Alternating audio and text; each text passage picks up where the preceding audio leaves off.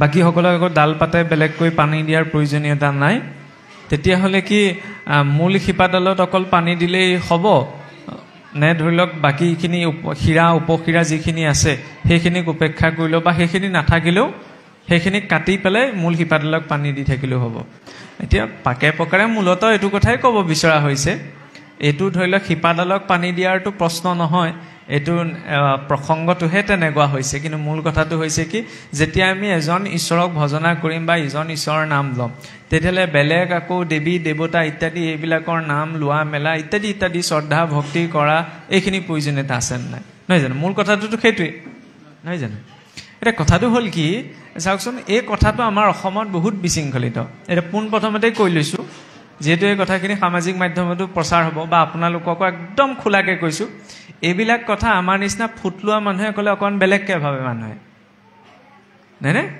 সেইকাৰণে মই কৈছোঁ বুলি নাভাবিব মই কি কৈছোঁ মই ইয়াত শাস্ত্ৰৰ যুক্তিও নিদিওঁ কাৰণ শাস্ত্ৰৰ যুক্তি দি দি একদম সিদ্ধান্ত দিবলৈ যোৱা আমাৰ ঢেৰ বহুত সংখ্যা আছে একো সিদ্ধান্ত ল'ব নালাগে নিজা বিবেক বুদ্ধি এটা দিছে নহয় ঈশ্বৰে সকলোকে সেই বিবেক বুদ্ধিটোৰ আধাৰত বিচাৰ কৰিব প্ৰথম কথা হ'ল যে সেই এটা কথাই যে এজনেই ঈশ্বৰ আছে এই ব্ৰহ্ম উপদেশতো স্বীকাৰ কৰা হৈছে এক ব্ৰহ্মৰ কথা নহয়নে আৰু যদি আমি বেদলৈ চাওঁ বেদতো কোৱা হৈছে যে একম সদবিপ্ৰ বহুধা বদন্তি যে এক ব্ৰহ্মকে বিপ্ৰসকলে ভিন্ন ৰূপত বৰ্ণনা কৰে নহয়নে আৰু যে এই যে আমি কৈ আছোঁ মহাপুৰুষৰ দৰ্শনৰ মূল মন্ত্ৰ কি বোলে আমিতো কৈয়ে থাকোঁ ন এক দেৱ এক সেৱ এক বিনে নাই কেৱ নহয় জানো তাত এইটো কথাওতো জড়িত হৈ আছে এক দেৱ এক সেৱ অৰ্থাৎ সমস্ততে এজনেই আছে ভেদ দৃষ্টি নাই মই আপোনাক দেখাৰ লগে লগে আপুনি বুলি বেলেগ এজন ব্যক্তিক দেখিলে নহ'ব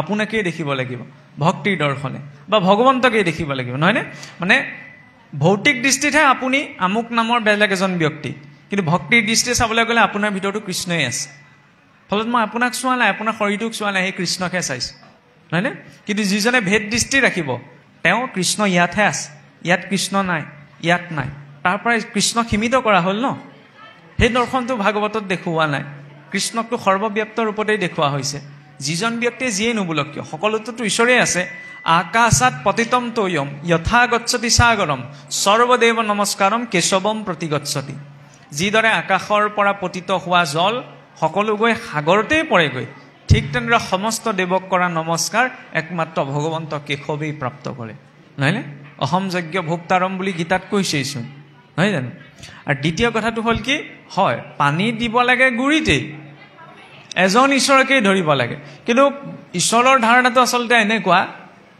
পথাৰৰ মাজৰ গছজোপা চাৰিও দিশৰ পৰা চিধাতে লাগে এতিয়া মাজতে কুহিবলৈ ক'ব এইবিলাক এশৰণহে বুজা যায় এশৰণীয়া হ'ব লাগিব কৃষ্ণ শৰণ বুলি কৈ দিলে কাৰো এশৰণ হৈ নাযায় চকুমুদি 10 খোজ পিছলৈ যাব পাৰিব নোৱাৰে সেইটোহে লাগে পাৰিব নোৱাৰে মই জানো পাৰিম কৃষ্ণত যদি ইমান বিশ্বাস আছে তেতিয়াহ'লে চকুমুদি মই খালটো পাৰ হ'ব পাৰিব লাগিব পাৰিম জানো ইমান কাৰণ সাহস নাই এশৰণ মুখেৰে ক'লে সিদ্ধ হৈ নাযায় এশৰণ এটা স্থিতি প্ৰথম আমি শাব্দিক স্তৰতহে এশৰণ লওঁ কৃষ্ণত প্ৰথম এজন ঈশ্বৰ বুলি সেইজন ঈশ্বৰক কৃষ্ণ বুলি নিৰূপণ কৰা হৈছে সেই কৃষ্ণত আমি শৰণ ল'লোঁ নহয়নে সেইদিনা এখন সিদ্ধ হৈ নাযায় নহ'লে পাছত এই ভজন হৰণ ভজন ভক্তি সদাচাৰ এই ক্ৰমটো মহাপুৰুষে নাৰাখিলেহেঁতেন যদি আমি যি শৰণ লৈছোঁ সেয়া আনুষ্ঠানিক শৰণহে সেয়া এক শৰণ নহয় এক শৰণ সেই শৰণত যেতিয়া বিশ্বাসটো বাঢ়ি বাঢ়ি ভক্তজনৰ গৈ থাকে তেতিয়া এক শৰণ এটা পৰ্যায়ত সিদ্ধ হয়গৈ যে সকলোতে একমাত্ৰ ঈশ্বৰকেই দেখে নহয় জানো যেতিয়া কুকুৰৰ চিগালৰ গদৰ আত্মাৰাম বুলি কৈছে তেতিয়াহ'লে বেলেগ দেৱী দেৱতাৰ দৃষ্টি আহিল ক'ৰ পৰা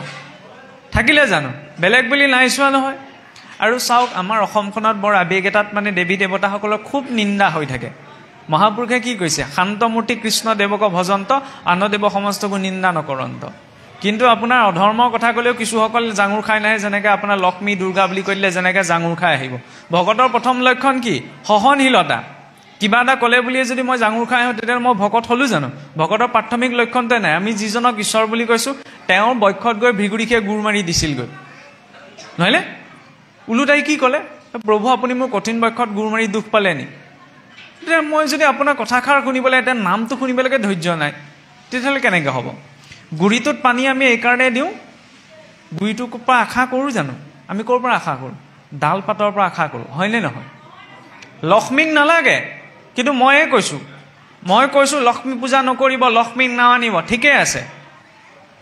ফোন কৰি আকৌ কৈ থৈছোঁ নহয় অনুষ্ঠানটোলৈ মোক ইমান টকা দিব তেতিয়াহ'লে মই যাব পাৰিম। এইটো কিনো এইটোতো অধম আসক্তি নহয় জানো? দেৱী দেৱতাসকল কি ঈশ্বৰৰ বিভূতি? আৰে মই আপোনাক মানিম, মই খোলাকৈ কৈছোঁ, মই আপোনাৰ ঘৰখনৰ জ্যেষ্ঠ বুলি মই চিনিলোঁ জানিলোঁ, মই আপোনাক মাতিম, কিন্তু আপোনাৰ ল'ৰা ছোৱালী পুত্ৰ ভাইজা মই কাকো নামানো। এইটো ভকতি নে? এইটো ভকতি মহাপুৰুষে দেখুওৱা নাই। তেতিয়াহ'লে বোলে আনৰ দেৱী দেৱ নকৰিবা সেৱ কিয় লিখিলে? আনৰ দেৱী দেৱ আন বুলি কৈছে। কোন আন? লক্ষ্মী আন নে? লক্ষ্মী আন হয়নে নহয়? জগতৰ ঈশ্বৰে যদি নিজৰ পত্নীক আন বুলি ভাবিবলৈ সেইটো আদৰ্শ গৃহস্থী এজনে লৈ দেখুৱাওকচোন, লওকচোন। ল'ব পাৰিব নোৱাৰিব? নিজৰ পত্নী আন হয় জানো? আন বুলি ভাবিব নে নাভাবে? ভাবিবনে নাভাবে বাৰু? নিশ্চয়কৈতো নাভাবে। কিন্তু দৃষ্টিটো কি তাত জড়িত হৈ আছে? লক্ষ্মীক তাক এগৰাকী দেৱীৰ ৰূপত দেখুওৱা হোৱা নাই। মহাপুৰুষে ধ্যান বৰ্ণত কি লিখিছে? স্বৰ্ণে অনেক ভগৱতী ভাৱে উপাসন্ত লক্ষ্মী জগত মাৱে। তাত মাতৃৰ ভাৱটো জড়িত কৰি দিছে, হয়নে? গতিকে এটা কথা ঠিক, আমি বৈষ্ণৱ মাৰ্গত আমাৰ উপাস্য হৈছে ভগৱান কৃষ্ণ বা বিষ্ণু, হয়নে? তেওঁৰ ব্যতিৰেকে যদি তেওঁৰ বিভূতি সমস্তক আমি ভজনা কৰিবলৈ গৈছোঁ তেতিয়াহ'লে আমাৰ ভক্তি ভ্ৰষ্ট হ'ব, সেইটো স্পষ্ট কথা। কাৰণ আমি হীৰ বিক্ৰী কৰিছোঁ কাৰ ওচৰত? কিন্তু তাৰ অৰ্থ এইটো নহয় যে তেওঁ সৃষ্টি কৰা বিভূতিসকলক আমি নিন্দা কৰিম, বাটে পথে দেখিলে সেইসকল আনদেৱ বুলি নিন্দা কৰিম। নহয় নহয়, তেওঁলোকতো পৰম বৈষ্ণৱ, হয়নে নহয়? দেৱী লক্ষ্মীয়ে 24 ঘণ্টা ঈশ্বৰৰ চৰণত ধৰি বহি আছে। আপুনি মই ঈশ্বৰৰ চৰণত ধৰিবলৈ পাহৰিব পাৰোঁ, তেওঁ পাহৰা নাই, নহয়নে? গতিকে ধন সম্পদ আশা কৰি লক্ষ্মীক ভজিব নালাগে বা লক্ষ্মীৰ ওচৰলৈও যাব নালাগে। কিন্তু সেই লক্ষ্মী দেৱীৰ ওচৰত প্ৰাৰ্থনা কৰিবলৈ যে হে মাতৃ, তোমাৰ দৰে যাতে ভক্তি দৃঢ়তা মোৰ জীৱনত পাওঁ, বছ কথা সিমানেই। দুৰ্গাটো পৰম বৈষ্ণৱী, হয়নে? আমি বলি বিধানৰ বিৰোধিতা কৰোঁ, সেইটো খোলা কথা, কাৰণ সেইটো আমাৰ মাৰ্গৰ বিষয় নহয়, নহয় জানো? আৰু সেইটোৰ নিন্দা পূৰ্বৰে পৰা হৈ আহিছে। জীৱ এটা কাটি দেৱ উপাসনা কৰাৰ বিধান আমাৰ মাৰ্গত নাই। কিন্তু আমি দুৰ্গাক নামানো বুলি নকওঁ। দুৰ্গাই মহামায়া, যি মহামায়াৰ কথাচোন 3য় স্কন্ধত আছে। মহামায়াৰ যেতিয়া সৃষ্টি নিৰ্মাণ হৈছে আৰু তেওঁৰ আজ্ঞা পালন কৰি মহামায়াই গোটেই জগতখন প্ৰকট কৰিছে, তেতিয়াহ'লে মহামায়ায়ো ঈশ্বৰৰ আজ্ঞা পালন কৰিয়ে জগত প্ৰৱৰ্তন কৰি আছে, নহয় জানো? তেতিয়াহ'লে সেই মাতৃক নামানো বুলি কিয় ক'ম? নকওঁ। কিন্তু মই এইটো কথা ক'বলৈ যোৱা নাই যে কোনোবা এজন বৈষ্ণৱ হৈ দুৰ্গা পূজা কৰকগৈ বা ধৰি লওক লক্ষ্মী পূজা কৰকগৈ ইত্যাদি ইত্যাদি বিষয়বিলাক, সেইবিলাকত মই সোমাব বিচৰা নাই। সেইবিলাক সকলোৱে ব্যক্তিগত বিষয়। কিন্তু বৈষ্ণৱ হৈ পেলাই, ঈশ্বৰৰ ভক্ত হৈ পেলাই, গুৰুজনাৰ সেৱক বুলি কৈ পেলাই দেৱী দেৱতাৰ নিন্দা কৰাটো কোনো প্ৰকাৰে প্ৰাসংগিক নহয়। আৰু চাওকচোন, বাহ্যিকত যেনিবা আমি দেৱতাসকল নালাগে, গুৰিটোৱে আমাক লাগে। 14জন দেৱতাচোন আমাৰ শৰীৰটোতে বহি আছে। ত্যাগ কৰি দেখুৱাওঁচোন আমি, পাৰিম জানো? পাৰিম নে নোৱাৰিম? কৰ্ণত দিগগণ আছে, নাসিকাত অশ্বিনী কুমাৰ, নেত্ৰত আদিত্য, পদত বিষ্ণু, হস্তত ইন্দ্ৰ, বুদ্ধিত বাসুদেৱ, মনত চন্দ্ৰ, অহংকাৰত ৰুদ্ৰ, লিংগত প্ৰজাপতি, গুহ্যত মিত্ৰ। ত্যাগ কৰি ভগৱান ক'ত আছে? আমাৰ হৃদয়ত নাই জানো? এতিয়া জানো আমি এইটো কওঁ ভগৱান আমাৰ হৃদয়ত আছে যেতিয়া হৃদয়খনহে লাগে, কাণখন নালাগে, কাণখন কাটি পেলাওঁ, নাকটো নালাগে, নাকটো এৰুৱাই পেলাওঁ, মুখখন নালাগে, মুখখন আঁতৰাই পেলাওঁ, ভৰিকেইটা নালাগে, ভৰিকেইটা দলিয়াই পেলাওঁ। ভগৱান হৃদয়তহে আছে, হৃদয়খন হ'লেই হ'ব। গুৰিটো তেতিয়াহে পূৰ্ণ যেতিয়া তাত শিপাও আছে, ডাল পাত ফল মূল সকলো আছে, সেইজোপাহে পূৰ্ণাংগ বৃক্ষ, নহয়নে? খালি গুৰিটোৰ স্থান গুৰিটোতে দিব লাগিব। গুৰিটোৰ জেগাত যদি আজি গৃহখনৰ জ্যেষ্ঠজনৰ স্থানত যদি গৃহখনৰ কনিষ্ঠ এজনক বহাবলৈ যাওঁ তেতিয়াহ'লে এইটো ভুল হ'ব, নহয় জানো? জ্যেষ্ঠজন সদায় জ্যেষ্ঠই। কেঁচুৱাটোক মাতি থৈ আহিলে ঘৰখনৰ সৰু সদস্যজনক সকামটোলৈ মাতিলে গোটেইকেইজনক মতা নহয়, কিন্তু জ্যেষ্ঠজনক কৈ থৈ আহিলে গোটেই ঘৰখনকে মতা হয়। সেই দৃষ্টিৰে যে এজন ঈশ্বৰক ধৰা, সেইজন ঈশ্বৰক বৈষ্ণৱ মাৰ্গত কৃষ্ণ বা বিষ্ণু বুলি দেখুৱাইছে ভজনা কৰা। কিন্তু তেওঁক ভজনা কৰিবলৈ যাওঁতে তেওঁৰ বিভূতিসমূহক নিন্দা কৰিম, নামানো বুলি ক'ম, এইটো বেয়া কথা। কাৰণ বিভূতি সমস্তৰ ভিতৰত চাওকচোন, ভগৱান কৃষ্ণইতো গীতাত কৈছে যে পিতৃগণৰ ভিতৰত মই অৰ্জমা, পৰ্বতসকলৰ ভিতৰত মই হিমালয়, নহয় জানো? ৰুদ্ৰসকলৰ ভিতৰত মই অখিনক, নহয় জানো? তেতিয়াহ'লে নিন্দা কৰিব কাৰ? ঈশ্বৰ নাই ক'ত? ঈশ্বৰটোতো সৰ্বত্ৰতে আছে। খালি ক'ৰবাত যদি ঈশ্বৰৰ বিভূতিসকলক দেখা পায় বাটে পদূলিয়ে, তেতিয়া মাত্ৰ এইটো ভাৱনা যে ঈশ্বৰ কৃষ্ণৰেই অংশ। মই ক'ৰবালৈ যাওঁতে আপোনাক চিনি পাওঁ যেনিবা, আপোনাৰ ল'ৰাটোক বা ছোৱালীজনীক লগ পালোঁ, এই আমুকৰ ছোৱালীয়ে নামতাকে গুচি যাম জানো? নহয়, নাযাওঁ। তেওঁৰো ভাল বেয়া সুধিম, লগতে দেউতাকৰ ভাল বেয়াও সুধিম, হয়নে নহয়? সহজভাৱে চলেই হ'ল। গতিকে ক'ৰবাত বোলে দেৱী দেৱতাৰ মঠ মন্দিৰ আছে, যাবলৈ বুলি কোৱা নাই, ভাৱ ৰাখিলে তেওঁলোক কাৰ অংশ? সেই এজন ঈশ্বৰৰে অংশ, সেইটোৰ ওপৰত ভাৱ থাকিলেই হ'ল। খালি তাকে দেখি পেলাই কৃষ্ণক বৰকে ভজি লাভ নাই বোলে, দেৱী দেৱতা ভজিলেহে বেছি ফল পোৱা যায়, এইটো হ'লে ভুল ধাৰণা হ'ব, নহয় জানো? কাৰণ ভগৱান কৃষ্ণই প্ৰত্যক্ষ কৃপা নকৰে কিন্তু, কাৰণ তেওঁ ৰৈছেও ত্ৰিভংগ ভংগীমাত বেকাকে, অকণ কাৰবাৰবিলাক বেকা। বোলে দেৱী দেৱতাসকলক ভজনা কৰিলে বোলে সহজে ফল দিয়ে, সেইটো ভাৱনা থাকিলে তেতিয়াহ'লে ভকতি কৰি লাভ নাই, নহয় জানো? জীৱনত যিখিনি পাব লাগে সেইখিনি ঈশ্বৰে আমাক দিবই, বেলেগকৈ কোৱাৰ প্ৰয়োজনীয়তা নাই। কিন্তু ভক্তিৰ নামত আৰু ভাগৱততো যদি আমি চাওঁ, কি তৃতীয় স্কন্ধত সেই মহামায়াৰ প্ৰসংগ, লক্ষ্মীৰ প্ৰসংগ, সেইসকলটো ঈশ্বৰৰ একান্ত অনুচৰ হয়, তাকটোতো মহাপুৰুষেও গ্ৰহণ নকৰাকৈ থকা নাই। আন কোনসকল? যিসকল আমাৰ শাস্ত্ৰৰ বাহিৰত আছে, হিন্দু শাস্ত্ৰই যিসকলৰ বিষয়ে বৰ্ণনা কৰা নাই, সেইসকল হৈছে আন। যিখিনি আমাৰ নিজৰ শাস্ত্ৰত আছে সেইসকল আন কেনেকৈ হ'ব? আন বুলি নকৈ পেলাই মই এইটো গইনা দিবলৈ যোৱা নাই যে কোনোবা বৈষ্ণৱ হৈ পেলাই তেওঁলোকৰ ভজন মাৰ্গত গুচি যাওক, নহয়। নিজৰ ইষ্ট নিৰূপণ, ইষ্ট দেৱতা আমাৰ বাবে ভগৱান বিষ্ণু বা কৃষ্ণহে। কিন্তু বাৰে বাৰে এই কথাটো ৰিপিট কৰা হৈছে যে তেওঁক ভজনা কৰিবলৈ যাওঁতে যাতে তেওঁৰ বিভূতিসকলক নিন্দা কৰিম, এইটো নহয়। কাৰণ চাওকচোন, সংসাৰ ধৰ্ম কৰিবলৈ যাওঁতে বোলে আনত আশ্ৰয় কৰা হৈছে। কিছু এইটোকে কয়নে বোলে আনত আশ্ৰয় কিয় কৰিব লাগিছে, এক কৃষ্ণত আশ্ৰয় কৰা হ'ল যেতিয়া। কি অদৰকাৰী কথা কৈ থাকোঁ বাৰু আমি?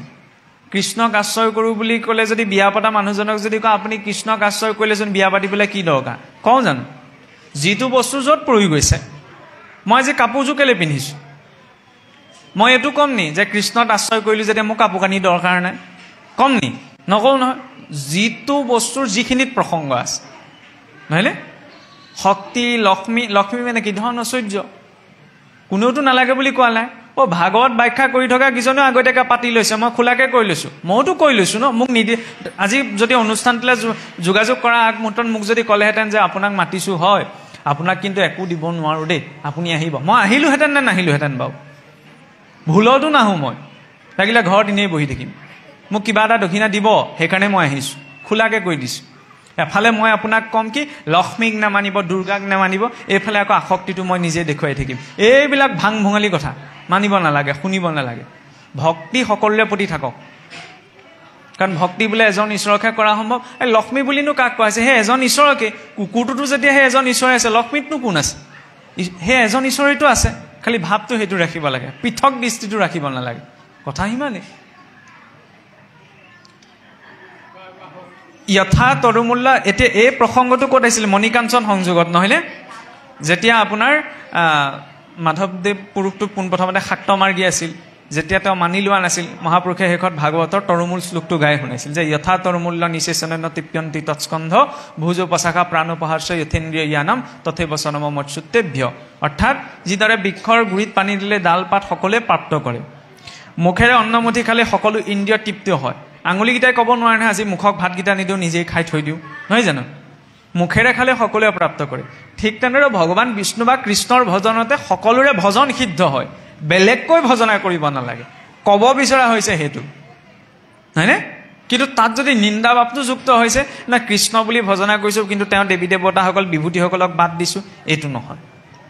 সন্মান সকলোৰে প্ৰতি, খালি লক্ষ্যটো স্পষ্ট কৰি ৰাখিব লাগে যাতে সেই সকলোতে যাতে এক ব্ৰহ্ম বা এক ঈশ্বৰী আছে, সেই বুলি ভাবি যাতে আমি উপাসনাটো চলাইছোঁ বা উপাসনা কৰিছোঁ।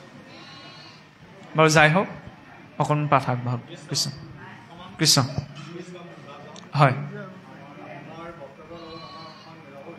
হয়, কওক কওক।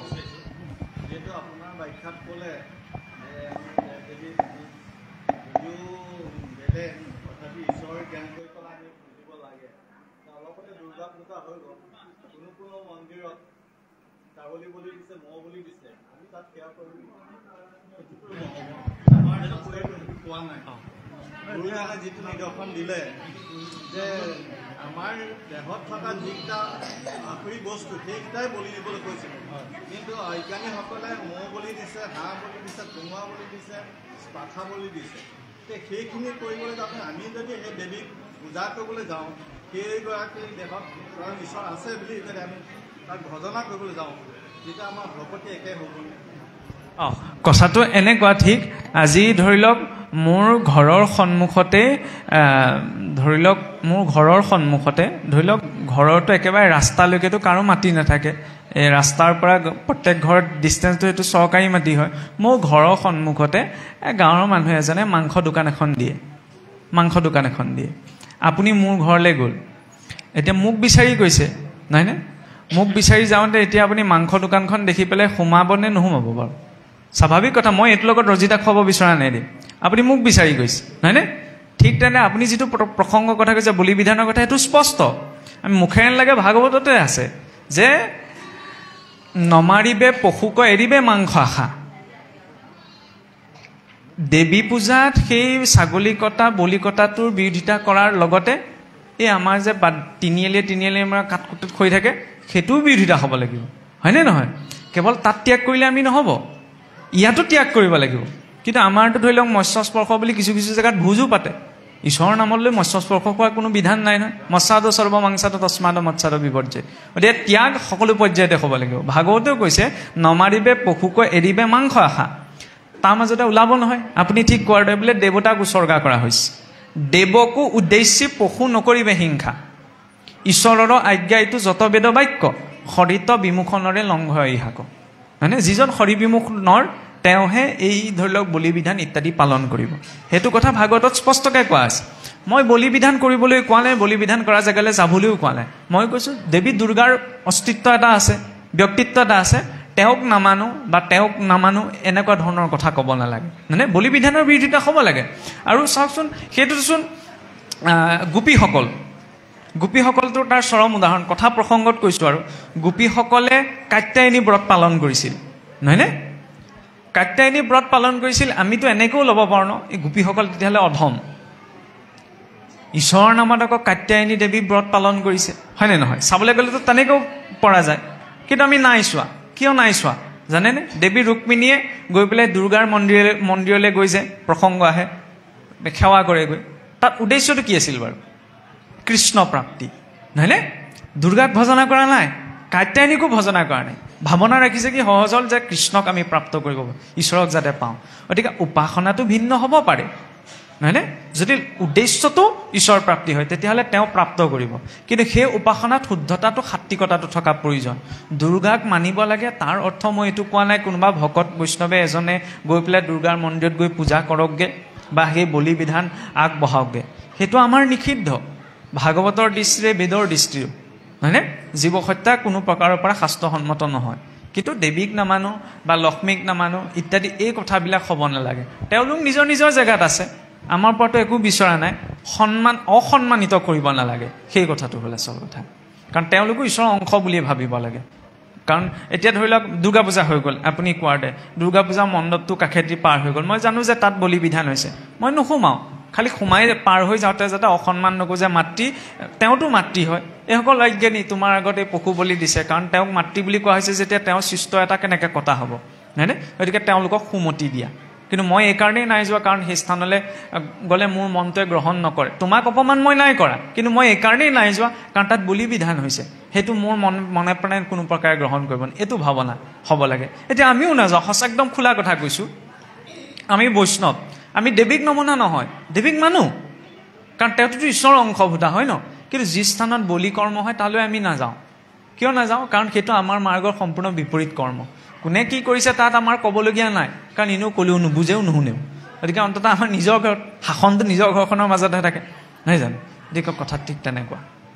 কৃষ্ণ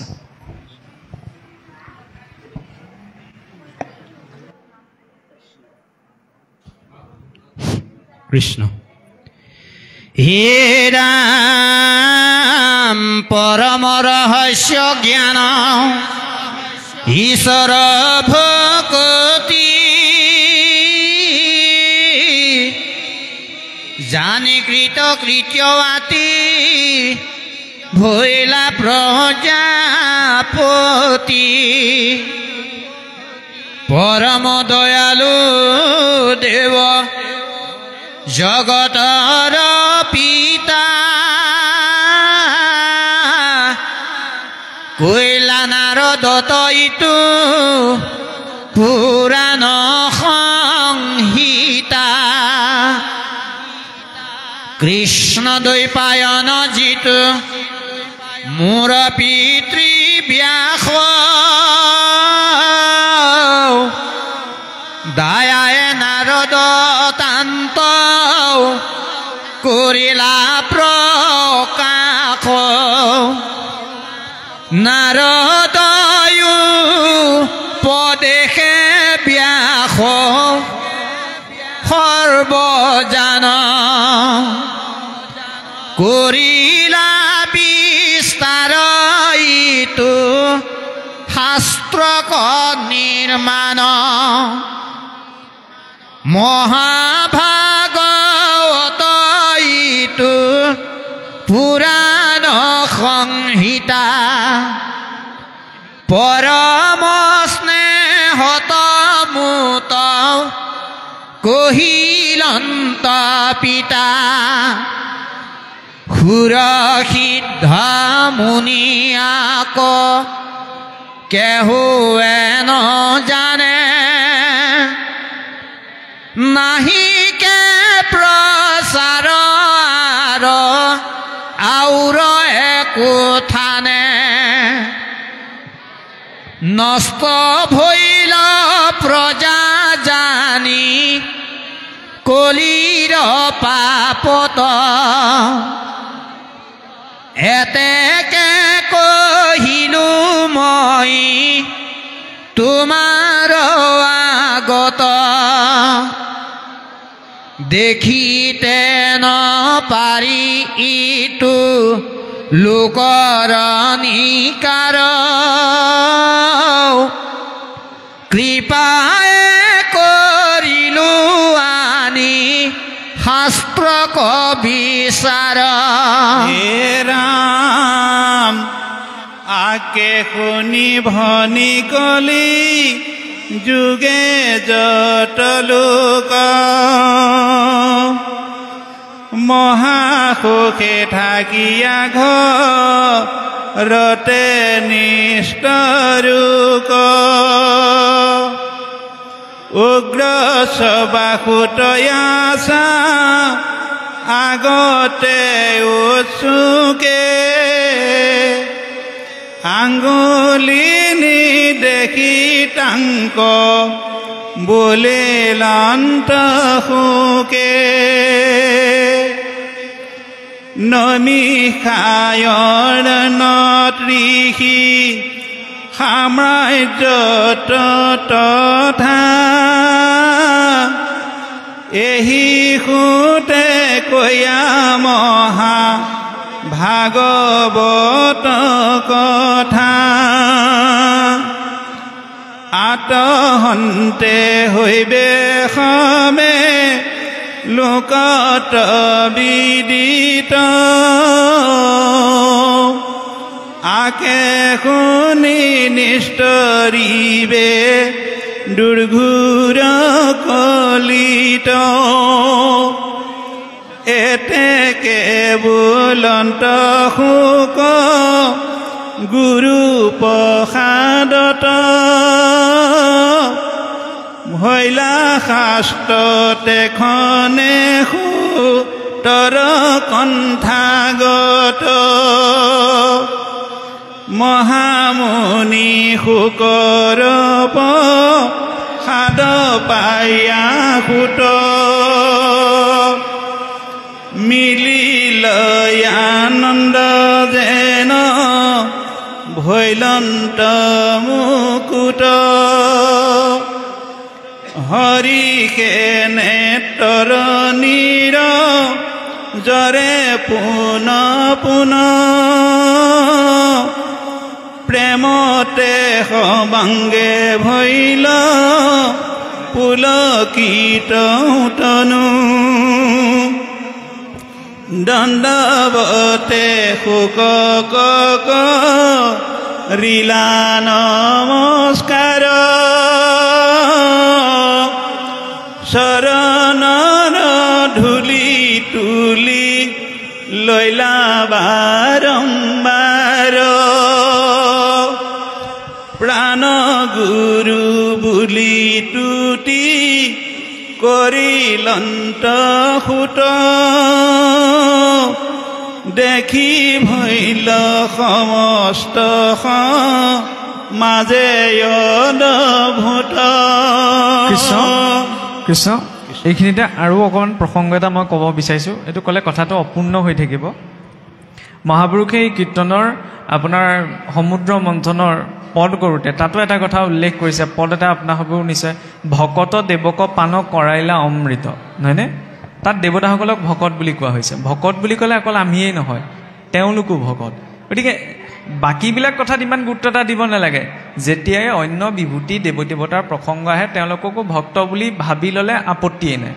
আৰু ভকতে ভকতৰ ওচৰত কি বিচাৰি যাব? হৰিভক্তিয়ে বিচাৰি যাব, নহয় জানো? সেই চিন্তাটো থাকিলে হ'ল। তাৰ লগতে আৰু এটা পদ তাৰ মাজতে উদ্ধৃতি দিয়া দেখা যায়, বোলে অনাচাৰ কৰিতে নহিকে মূৰত দুহি, আন দেৱ পূজে যিটো সিটো মূৰত দুহি, নহয়নে? বোলে অনাচাৰ কৰিলেও সেইজন ঈশ্বৰৰ দুহি নহয়, আন দেৱী দেৱতাক ভজিলেহে বোলে তেওঁ ঈশ্বৰৰ দুহি। কথাত ঠিক কেনেকুৱা? দ্ৰোহ মানে এইটো নহয় ঈশ্বৰে বোলে একদম ধাহি মুহি তেওঁ জীৱনটো ধ্বংস কৰি পেলাব। দ্ৰোহটো কেনেকৈ হয়? মই আপোনাৰ লগত ভাল, খুব ভাল এটা সম্পৰ্ক আছে, নহয়নে? আপোনাৰ ওচৰত যেনিবা কিতাপ এখন আছে, মই আপোনাক নুখুজি আপুনি গম নোপোৱাকৈ আপোনাৰ ল'ৰাটোক খুজি আনিলোঁ। পিছত যেতিয়া আপুনি গম পাব আপুনি ভাবিবনে এই তেওঁ বুলিব মোৰ লগত ইমান ভাল, মোক খোজা হ'লে কি মই নিদিলোঁহেঁতেন নি? আকৌ মোৰ ল'ৰাটোক খুজিনো নিব লাগেনে? তেতিয়াহ'লে আপুনি মোক মনতে অকণ বেয়া পাবনে? অন্য ভাৱততো বেয়া নাপায়, ভাবিব কি মোৰ লগত ইমান ভাল হোৱাৰ পাছতো মই নিদিওঁ বুলি ভাবিলে সেইকাৰণে মোৰ ল'ৰাটোক বিচাৰিলোঁ। ঠিক তেনেহ'লে ভক্ত হ'লে ঈশ্বৰক বিচাৰিব লাগে, বাকী সকলোৰে প্ৰতি সন্মানহে। কিন্তু বোলে মই নামঘৰত শৰাইভাগ দিছোঁ, ইয়াত কাম দিব নিদিব ঠিক নাই, সেইফালে আকৌ বোলে দেৱী মন্দিৰলৈ গৈছোঁ, সেইফালে আকৌ শিৱ মন্দিৰলৈ গৈছোঁ, মুঠতে কিবা নহয় কিবা এটা জেগাত কাম হওক, তাত স্থিৰতা নাই। এইটো নহয় যে তাত ভক্তি নাই, ভক্তি আছে, কিন্তু সেই ভক্তিত স্থিৰতাটো নাই। ইয়াত তাত ভেদ আছে, সেইকাৰণে মই ইয়াত নহ'ব বুলি তালৈ গৈছোঁ, তাত নহ'ব বুলি বেলেগলৈ গৈছোঁ। এটা জেগাত থাকিব লাগে, নহয়নে? সন্মান সকলোৰে প্ৰতি থাকিব লাগে। বাৰু যাই হওক, এতিয়া দ্বাদশৰ শেষত যদি আমি চাওঁগৈ ব্ৰহ্মোপদেশ, অৰ্থাৎ মহাৰাজ পৰীক্ষিতক যেতিয়া শুকদেৱে দ্বাদশ স্কন্ধ ভাগৱতকৈ শেষ কৰিলে, শেষত ব্ৰহ্মৰ উপদেশ। ব্ৰহ্মৰ উপদেশ তিনিটা সিদ্ধান্ত আছে, ব্ৰহ্মেতি পৰমাত্মেতি ভগৱানেতি শব্দতে। এই ঈশ্বৰৰ আটাইতকৈ সূক্ষ্ম স্বৰূপটো হৈছে ব্ৰহ্ম, যাক আত্মা বুলি কোৱা হৈছে, নহয় জানো? আত্মাক ব্ৰহ্ম বোলা হৈছে। এতিয়া আত্মাক ব্ৰহ্ম কথা ক'বলৈ যাওঁতে আমাৰ ভক্তি মাৰ্গত তিনি প্ৰকাৰৰ ব্ৰহ্মৰ কথা কৈছে, অভয় ব্ৰহ্ম, নিৰ্গুণ ব্ৰহ্ম আৰু অভয় ব্ৰহ্ম, নিৰ্গুণ ব্ৰহ্ম আৰু শুদ্ধ ব্ৰহ্ম। আচলতে ব্ৰহ্ম এটি, কিন্তু ভাৱৰূপত এই তিনিওটাৰ ভেদ দেখুওৱা হৈছে। অভয় ব্ৰহ্ম হৈছে গুৰু, গুৰুৱে অভয় প্ৰদান কৰে। নিৰ্গুণ ব্ৰহ্ম হৈছে স্বয়ং ভগৱন্ত, আৰু শুদ্ধ ব্ৰহ্ম হৈছে ভক্ত বা ভকত। এতিয়া ভকত বুলি কওঁতেই চাওকচোন, ভকত 6জনা ভকত, 12জনা বৈষ্ণৱ, নহয় জানো? 12জনা বৈষ্ণৱৰ ভিতৰতে কোন কোন আছে ন? ব্ৰহ্মাদেৱ আছে, যম আছে, ভকত বৰ টেঙৰ, এজন যমনগৰতো বহাই থৈছে, তালৈ গ'লেও যাতে অসুবিধা নহয়। নহ'লে কোনোবাই আমি যে বিচাৰি থাকোঁ যে ভকতৰ সংগ লাগে, ভকতৰ সংগ লাগে, এতিয়া যদি জীৱনত যদি যমৰ সংগ দিয়ে আমি ল'ম নে নল'ম সেইটোহে লাগে। এইটো যম বুলি ক'লে মানুহে ভয়হে খায়, মৃত্যুৰ দেৱতা। কিন্তু ভাগৱতত সেই দৰ্শনটো সলনি কৰা হৈছে, যমক এজন পৰম বৈষ্ণৱ ৰূপত দেখুওৱা হৈছে, হয়নে? সেই মহাৰাজ যম আছে, জনক আছে, কপিল আছে, সনত কুমাৰ আছে, নহয় জানো? মহাদেৱ আছে, মহাদেৱটো পৰম বৈষ্ণৱ। কিন্তু মহাদেৱৰ কথা কওঁতে আজিকালি আকৌ কিছুমান কথা ক'বলৈ ভয় হয়। এইটো নহয় যে কোনোবাই যদি মহাদেৱৰ নাম লৈ পেলাই ভাঙৰ চিলিম টানি আছে সেইজন ভকত নহয়, আকৌ সেইটো বেয়া কথা। মহাদেৱে কাহানিও ভাং খোৱা নাই, তেওঁ কোৱাও নাই যে মোৰ প্ৰসাদ ভাং বুলি। যদি ভাং অৰ্পণ কৰিছে তেতিয়া বিহু অৰ্পণ হ'ব লাগে। দেখা যায় ভাং খাই পেলাই ভাগৱত পঢ়িবলৈ গৈছে, নামঘৰলৈ আহিছে, কোনোবাই ভাং খায়ো নাম গাইছে, সেইটো বেয়া কথা। সমাজৰ প্ৰতি, সমাজলৈও এটা বেয়া মেছেজ যায়, আৰু তাত অধৰ্ম উচনা। খাই বেক মদ ভাঙৰ ধতুৰৰ গুটি যেহেন বাতুল নৰ সদা ফুৰে ৰুটি। তেওঁতো পৰম বৈষ্ণৱ, নিত্য নিৰন্তৰ ঈশ্বৰৰ ধ্যানত বহি আছে, নহয় জানো? তেওঁৰ বৈষ্ণৱত্বটো ইমান শক্তিশালী। এই চতুৰ্থত যে প্ৰসংগ আহে সতীৰ দেহ ত্যাগৰ কথা, সতীৰ দেহ ত্যাগৰ প্ৰসংগ কেনেদৰে জড়িত হ'ল? ত্ৰেতা যুগত যেতিয়া ভগৱন্তই ৰাম ৰূপত অৱতাৰ গ্ৰহণ কৰিছিল, সেইখিনি সময়ত যেতিয়া সীতা দেৱীক ৰাৱণে শৰণ কৰি লৈ গ'ল, লৈ যোৱাৰ পাছত দণ্ডুকাৰণত যেতিয়া ভগৱান ৰামচন্দ্ৰই সীতাৰ সম্ভেদ বিচাৰি নাপাই পেলাই কান্দি কান্দি বহি আছিল, তেতিয়া মানে সেই কৈলাশত থকা সতী দেৱীৰ মনত শংকা এটা উপজিলে, ৰাম কেনেকৈ ভগৱান হ'ব? নিজৰ পত্নীক কোনে শৰণ কৰি নিলে তাকেই গম পোৱা নাই, আৰু এগৰাকী নাৰীৰ বাবে চিন্তা কৰি যিজন পুৰুষে কান্দিছে তেওঁ কেনেকৈ ঈশ্বৰ হ'ব পাৰিব? তেতিয়া মহাদেৱে ক'লে, বোলে দেৱী তুমি ঈশ্বৰৰ লীলাত শংকা প্ৰকাশ নকৰিবা, ঈশ্বৰৰ এয়া মনুষ্য লীলা, গতিকে যিজনক মই ধ্যানত বহি ধাৰণা কৰোঁ সেইজনেই ভগৱান ৰাম হয়। সতীয়ে সেইখিনি সময়ত হ'ব বুলি মনতে ক'লে, মুখেৰে ক'লে, কিন্তু মনেৰে মানি নল'লে, সংশয় এটা থাকি গ'ল। সেইকাৰণে মানুহে উৎসুকতাত কোনো কাম কৰিব নালাগে। দেৱী সতীৰ উৎসুকতাটো থাকি গ'ল। মহাদেৱে কোৱাৰ পাছতো যেতিয়া বকৰূপী ধৰ্মই মহাৰাজ যুধিষ্ঠিৰক সুধিছিল যে পথ কি, মহাজেন য়েন গতঃ স্বপন্থ, মহাজনসকলে যি পথ অনুসৰণ কৰে সেয়াই হৈছে বোলে ধৰ্মৰ পথ, নহয়নে? সেইকাৰণে আমি মূৰ্খ হ'ব পাৰোঁ, কিন্তু পূৰ্বৰ ঋষি মুনিসকল মূৰ্খ নাছিল। কৃষ্ণৰ নামটো সেইকাৰণে পালোঁ যেতিয়া সেই ঋষি গৰ্গই নামকৰণ কৰিলেহি। সেইকাৰণে এতিয়া অকণমান ইনডাইৰেক্টলি কিবা এটা কৈছোঁ আৰু, কৃষ্ণক যিদৰে মানিছোঁ এই কৃষ্ণ নামটো দিয়া ঋষি গৰ্গকো মানি লোৱাটো প্ৰয়োজন। কিন্তু ঋষিসকলৰ পৰম্পৰাক আমি নামানো, কৃষ্ণক মানিম, এইটো কোনো প্ৰকাৰে হ'বই নোৱাৰে। যাই হওক, এতিয়া কি হ'ল, সেই শংকাটো থকাৰ বাবে সতীদেৱীয়ে ভাবিলে যে মই ক'লে বুলিয়ে মানি নলওঁ, নুশুনিলে। স্বয়ং মহাদেৱে যেতিয়া কৈছে সতীদেৱে মানি ল'ব লাগিছিল, কিন্তু সেইখিনি সময়ত তেওঁ মানি নল'লে। মনৰ উৎসুকতাত কি কৰিলে, মই যে ৰামৰ পৰীক্ষা কৰি চাম, যদি মোৰ পৰীক্ষাত উত্তীৰ্ণ হয় তেতিয়াহে মই ভগৱান ৰামক এজন সাধাৰণ মনুষ্য নহয় বুলি মানি ল'ম। কি কৰিলে, সীতাৰ ৰূপটো গ্ৰহণ কৰি দেৱী সতী ভগৱান ৰামৰ সন্মুখলৈ গ'ল। এতিয়া সন্মুখলৈ যোৱাৰ লগে লগে ভগৱান ৰামে একেবাৰে তাৰ দৃষ্টিতে ধৰিব পাৰিলে যে এয়া সীতা নহয়, দেৱী সতীহে। গতিকে দেখাৰ লগে লগে ভগৱান ৰামচন্দ্ৰই ক'লে যে প্ৰণাম সতী দেৱী। আৰু এই বুলি কোৱাৰ লগে লগে সতীদেৱী নিজৰ বাস্তৱিক ৰূপটোত গুচি আহিলে। তেতিয়া ক'লে যে প্ৰভু, মই আপোনাৰ ওপৰত মিছাতেই শংকা প্ৰকাশ কৰিলোঁ। আপুনি যেতিয়া মই সীতাৰ স্বৰূপটো গ্ৰহণ কৰি অহাৰ পাছতো একে দৃষ্টিতে ধৰিব পাৰিলে যে মই দেৱী সীতা নহয়, সতীহে, মই গম পাইছোঁ এতিয়া মোৰ বুজিবলৈ বাকী নাই যে আপুনি এজন সাধাৰণ মানুহ নহয়। এই বুলি কৈ পেলাই সতীদেৱী ভগৱান ৰামৰ ওচৰত প্ৰণাম কৰি পেলাই কৈলাশলৈ উভতি গুচি গ'ল। কৈলাশলৈ গৈ মহাদেৱৰ ওচৰত কথাটো ক'লেগৈ যে এনেদৰে মই ভগৱান ৰামক পৰীক্ষা কৰিবলৈ গৈছিলোঁ, কিন্তু মই সীতাৰ ৰূপটো লৈ যোৱাৰ পাছতো ভগৱান ৰামে মোক ধৰিব পাৰিলে। এতিয়া আৰু মোৰ মনত শংকা নাই যে ৰাম এজন সাধাৰণ মানুহ নহয়। তেতিয়া মহাদেৱে কি কৰে, দুখোজ পাছুৱাই গৈ পেলাই তেওঁৰ ওচৰত আঁঠু ল'লে যে দেৱী বৰ ডাঙৰ কাম কৰিলে। বোলে কি ডাঙৰ কাম কৰিল, খং কৰিব লাগিছিল স্বাভাৱিকতে, নিজৰ ইষ্ট দেৱতাৰ ওপৰত শংকা প্ৰকাশ কৰিছে। কিন্তু মহাদেৱে আঁঠু ল'লে। কিয় আঁঠু লৈ বহি দিলে? কাৰণ দেৱী, যাক মই নিজৰ আৰাধ্য জননীৰ ৰূপত উপাসনা কৰোঁ, তুমি তেওঁৰ স্বৰূপটো ল'লা, গতিকে তোমাৰ ওপৰত এতিয়া মই পত্নীৰ ভাৱ ৰখাটো, পত্নীৰ দৃষ্টিৰে তোমাক চোৱাটো সম্ভৱ নহয়, কাৰণ তুমি মোৰ আৰাধ্য দেৱী সীতাৰ মাতৃ সীতাৰ স্বৰূপটো গ্ৰহণ কৰিলা। তেতিয়াহ'লে মহাদেৱৰ বৈষ্ণৱত্ব চাওকচোন, দেৱী সতীয়ে সীতাৰ ৰূপটো ধাৰণ কৰিহে গৈছিল। মহাদেৱে ক'লে কি যে তুমি সীতাৰ স্বৰূপটো গ্ৰহণ কৰাৰ কাৰণে তোমাৰ এই শৰীৰত এতিয়া মই পত্নী ভাৱত চোৱাটো সম্ভৱ নহয়, তুমি এই শৰীৰ ত্যাগ কৰা। সেইবাবে দক্ষৰ যজ্ঞৰ বিৰোধৰ জৰিয়তে সতীৰ দেহ ত্যাগ, সেইজন হৈছে মহাদেৱ, হয়নে? কিন্তু আন দেৱী দেৱতাৰ নামত কেতিয়াবা মহাদেৱৰ নিন্দা হৈ যায়, সেইটো হ'ব নালাগে। তেওঁতো পৰম বৈষ্ণৱ, বৈষ্ণৱ নাম যথাসম্ভু। আৰু সেইবিলাক ক'ৰ পৰা উপজে? সেইবিলাক এই ৰজোতম গুণৰ প্ৰভাৱতেই। কেৱল ধুনীয়া কথা দুটামান ক'লেই সেইকেইটা সত্যগুণ প্ৰধান বা সত্যগুণৰ পৰা ওলাইছে এইটো নহয়। সেইবাবে আমি যে শৰণ লওঁ, নহয় জানো, শৰণত কৃষ্ণত শৰণ বুলি কৈ দিয়াৰ লগে লগে যে সকলো শেষ হৈ নাযায় বুলি কোৱা হৈছে। কিয় কোৱা হৈছে? কাৰণ শৰণৰ 6টা পৰ্যায় আছে। সেই 6টা পৰ্যায়ত আমাৰ বিশেষ গুৰুত্ব এটা নাথাকে। প্ৰথম কি, শৰণীয়াজনে সংকল্প কৰে, অনুকূলেশ্য সংকল্প প্ৰতিকূলেশ্য বৰ্জনম, যে প্ৰথমতে ঈশ্বৰৰ অনুকূলখিনি জীৱনত গ্ৰহণ কৰা। ঈশ্বৰৰ অনুকূল কোনখিনি? শুদ্ধ অন্ন, শুদ্ধ বাক্য, শুদ্ধ কৰ্ম। প্ৰতিকূলেশ্য বৰ্জনম, ঈশ্বৰ প্ৰতিকূলখিনি ত্যাগ কৰা। বেয়া অন্ন, বেয়া খাদ্য, বেয়া বাক্য, বেয়া কৰ্ম, সেইখিনি ঈশ্বৰ প্ৰতিকূল, তাক বৰ্জন কৰা। ৰক্ষিষ্য ভীতি বিশ্বাসো গৌতুপ্তে বৰ্ণম যথা, একমাত্ৰ ঈশ্বৰে যে নিয়ন্ত্ৰণ কৰ্তা সেই কথাটো স্বীকাৰ কৰা। আৰু সকলোৰে একমাত্ৰ আৰু একমাত্ৰ অভিভাৱক যে একমাত্ৰ ভগৱন্তই সেই কথাটো বিশ্বাস কৰি মানি লোৱা। পঞ্চমতে কি ক'লে? ৰক্ষিষ্য ভীতি বিশ্বাসো গৌতুপ্তে বৰ্ণম যথা, দাস্যভাৱ। আমি যদিও নাজানো হোৱা বাহানো, নাজানো বিসৰ্জনক হ'লেও জনাৰ অভিমান অকণমান ভিতৰত বহি থাকে। নাজানো বুলি কোৱাটো বহুত ডাঙৰ কথা। হনুমন্ত যেতিয়া সীতাদেৱীৰ সন্মুখলৈ গৈছিল, পৰিচয় নিজৰ ৰামৰ কিংকৰ বুলি কৈছিল। আমি যদি নিজৰ নামৰ আগত শ্ৰীটোৰ ঠাইত যদি চাকৰটো লগালোহেঁতেন, আমাৰ অভিমান বহুত নাইকিয়া হৈ গ'লহেঁতেন। বেলেগকৈ নল'ব। চাকৰি শব্দটো মৰ্যাদাই এই হস্যইকাৰডালেহে ৰাখি থৈছে, বাকী চাবলৈ গ'লে সকলো চাকৰ।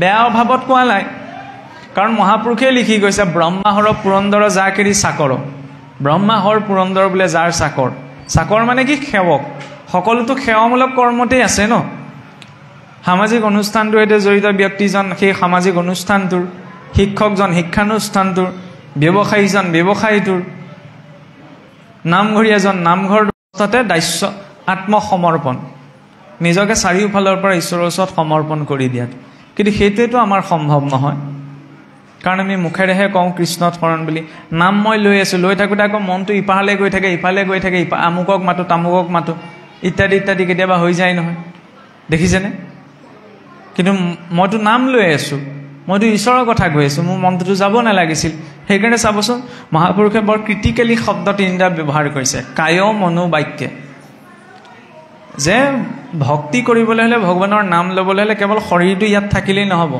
মোৰ শৰীৰটো ইয়াত আছে মুখেৰে শৰীৰ কথা ক'বলৈ চেষ্টা কৰিছোঁ কিন্তু মনটো যদি বেলেগত আছে তেতিয়াহ'লে লাভ নাই কাৰণ মন এব মনুষ্যানন বন্ধনাত কাৰণ মোক্ষয়ো মুক্তি শৰীৰটোও নাপায় মুক্তি বাক্যও নাপায় মুক্তি আত্মায়ো নাপায় মানুহ মৰিলে আমি ভুলকৈ লিখোঁ যে তেওঁ বিদেশী আত্মাৰ সদগতি কামনা কৰিবলৈ ঈশ্বৰৰ ওচৰত প্ৰাৰ্থনা জনালে সেইটো শাস্ত্ৰৰ বিৰুদ্ধ বাক্য কেনেকৈ বিৰুদ্ধ বাক্য গীতাৰ সাংখ্য যুগত আমাক কি পৰিচয় দিলে আত্মাটোতো নিৰ্গুণ আত্মাক কোনো গুণ দুখে স্পৰ্শ কৰিব নোৱাৰে না জুইয়ে জ্বলাব পাৰে না পানীয়ে তিয়াব পাৰে না বায়ুৱে শুকুৱাব পাৰে আত্মা যেতিয়া কোনো গুণ দুখে যেতিয়া আত্মাক স্পৰ্শই কৰিব নোৱাৰে তেতিয়াহ'লে এইখন কি লিখি আছোঁ আত্মাৰ সদগতি কামনা কৰিলে আত্মাৰ সদগতি কামনা কৰাৰ প্ৰয়োজনীয়তা আছে জানো নাই আত্মা স্বভাৱতেই মুক্ত কাৰ মুক্তিৰ কথা কোৱা হৈছে সেইটোৱে আমাৰ অস্পষ্ট মনটোৰ যিটো কথা তৃতীয়টো আই দেৱহূতে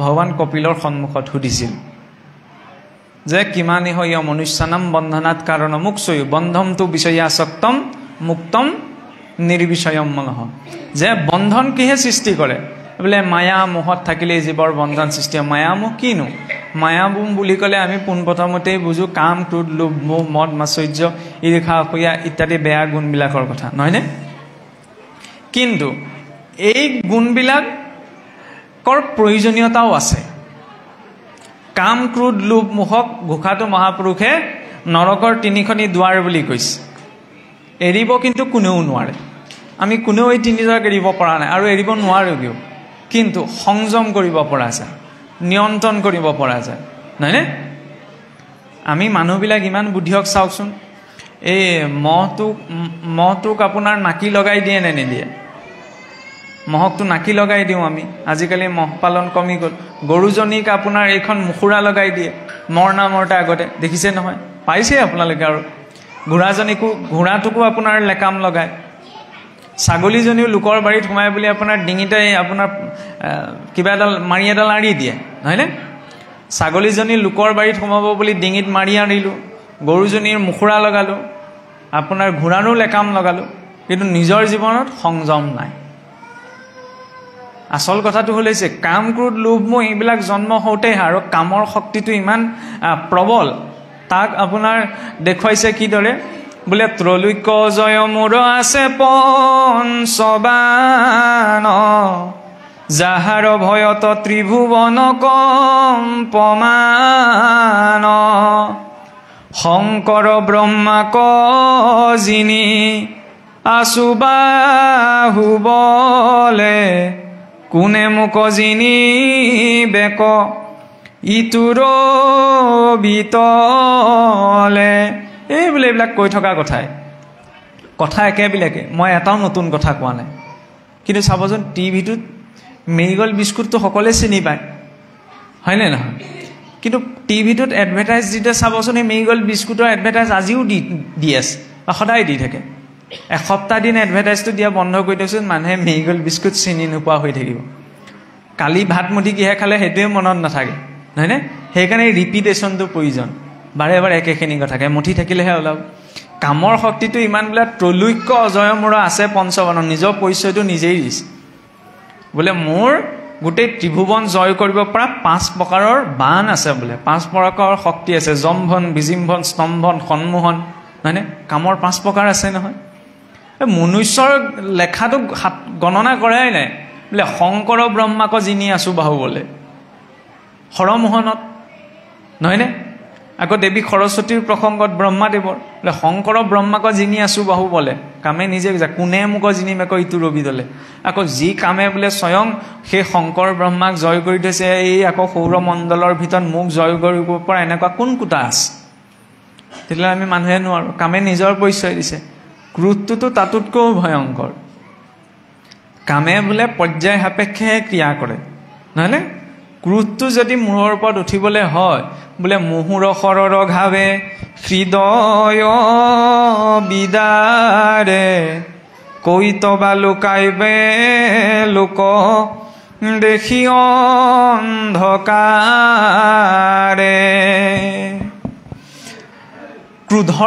ক্ৰোধে যেতিয়া কাৰোবাক ঘা কৰে গোটেই ঘা কৰি পেলাই কি কৰে? হৃদয় বিদীৰ্ণ কৰে বুলি। সেইকাৰণে নিজে কয় মুহুৰ সৰৰ ঘাৱে হৃদয় বিদাৰে। খং যদি মূৰৰ ওপৰত উঠিবলৈ হয় তেতিয়া সন্মুখত পিতৃ আছেনে, মাতৃ আছেনে, পুত্ৰ আছেনে, ভাৰ্যা আছেনে, এইবিলাক চাবলৈ আৰু ধৈৰ্য নাথাকে হয়নে? ক্ৰোধ ইমান শক্তিশালী।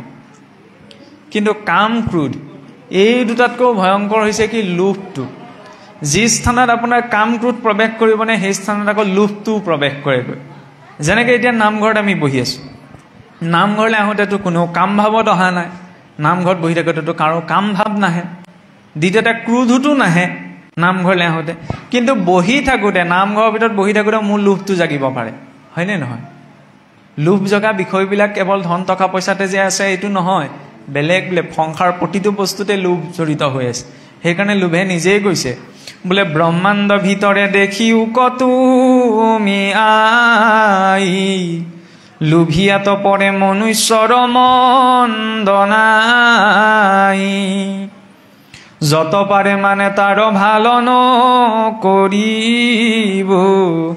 ভকতি খলিত কৰি যাতনা কদিব। যে সেই মাতৃ চোৱা মায়া মাতৃৰ আগত নিজেই কৈছে এই জগতখনত যিমান অধম লোক আছে তাতোতকৈ বোলে শীৰ্ষজনত কোন আছে? এই লোভিয়াজন। বোলে যত পাৰে মানে তাৰ ভাল নকৰিব ভকতি খলিত কৰি যাতনা কৰিব। ভকতি মাৰ্গতো লোভ উপজিব পাৰে নহয়নে? বিষয়বিলাক ধৰিব পাৰে নহয়। উদাহৰণ নিদিওঁ, উদাহৰণ দিলে বিষয়বিলাক অকণমান শুনিবলৈ বেছি কটু হ'ব নহয়নে? সেইবিলাকতো সকলোৱে বুজি পাইছে। লোভটো যিকোনো বস্তুত উপজিব পাৰে। লগত এতিয়া কাম ক্ৰোধ লোভ কলি যুগৰ আগমন হোৱাৰ লগে লগে বোলে তাত আৰু কেইটামান যুক্ত হৈ গ'ল নহয়। কলিৰ 16জনীয়া পৰিয়ালে 16জনীয়া পৰিয়ালটো বোলে মনৰূপী ঘৰখনত থাকে। জন্ম হোৱাৰ লগে লগে বোলে 16টা বেয়া গুণ লাগিয়ে আহে। তেতিয়াহ'লে কেনেকৈ ইমান এটা দীঘলীয়া পৰ্যায়ত আমি মানে নিজৰ জীৱনত পালন কৰিম? প্ৰথম আপোনাৰ ঈশ্বৰ অনুকূল কৰ্ম কৰা, ঈশ্বৰৰ প্ৰতিকূলখিনি এৰি দিয়া, ঈশ্বৰে যি নিয়ন্ত্ৰণকৰ্তা মানি লোৱা, ঈশ্বৰে যে একমাত্ৰ অভিভাৱক সেই কথাটো স্বীকাৰ কৰা, আকৌ তাৰপিছত দাস্যভাৱ, শেষত গৈ আত্মনিবেদন বা আত্মসমৰ্পণ।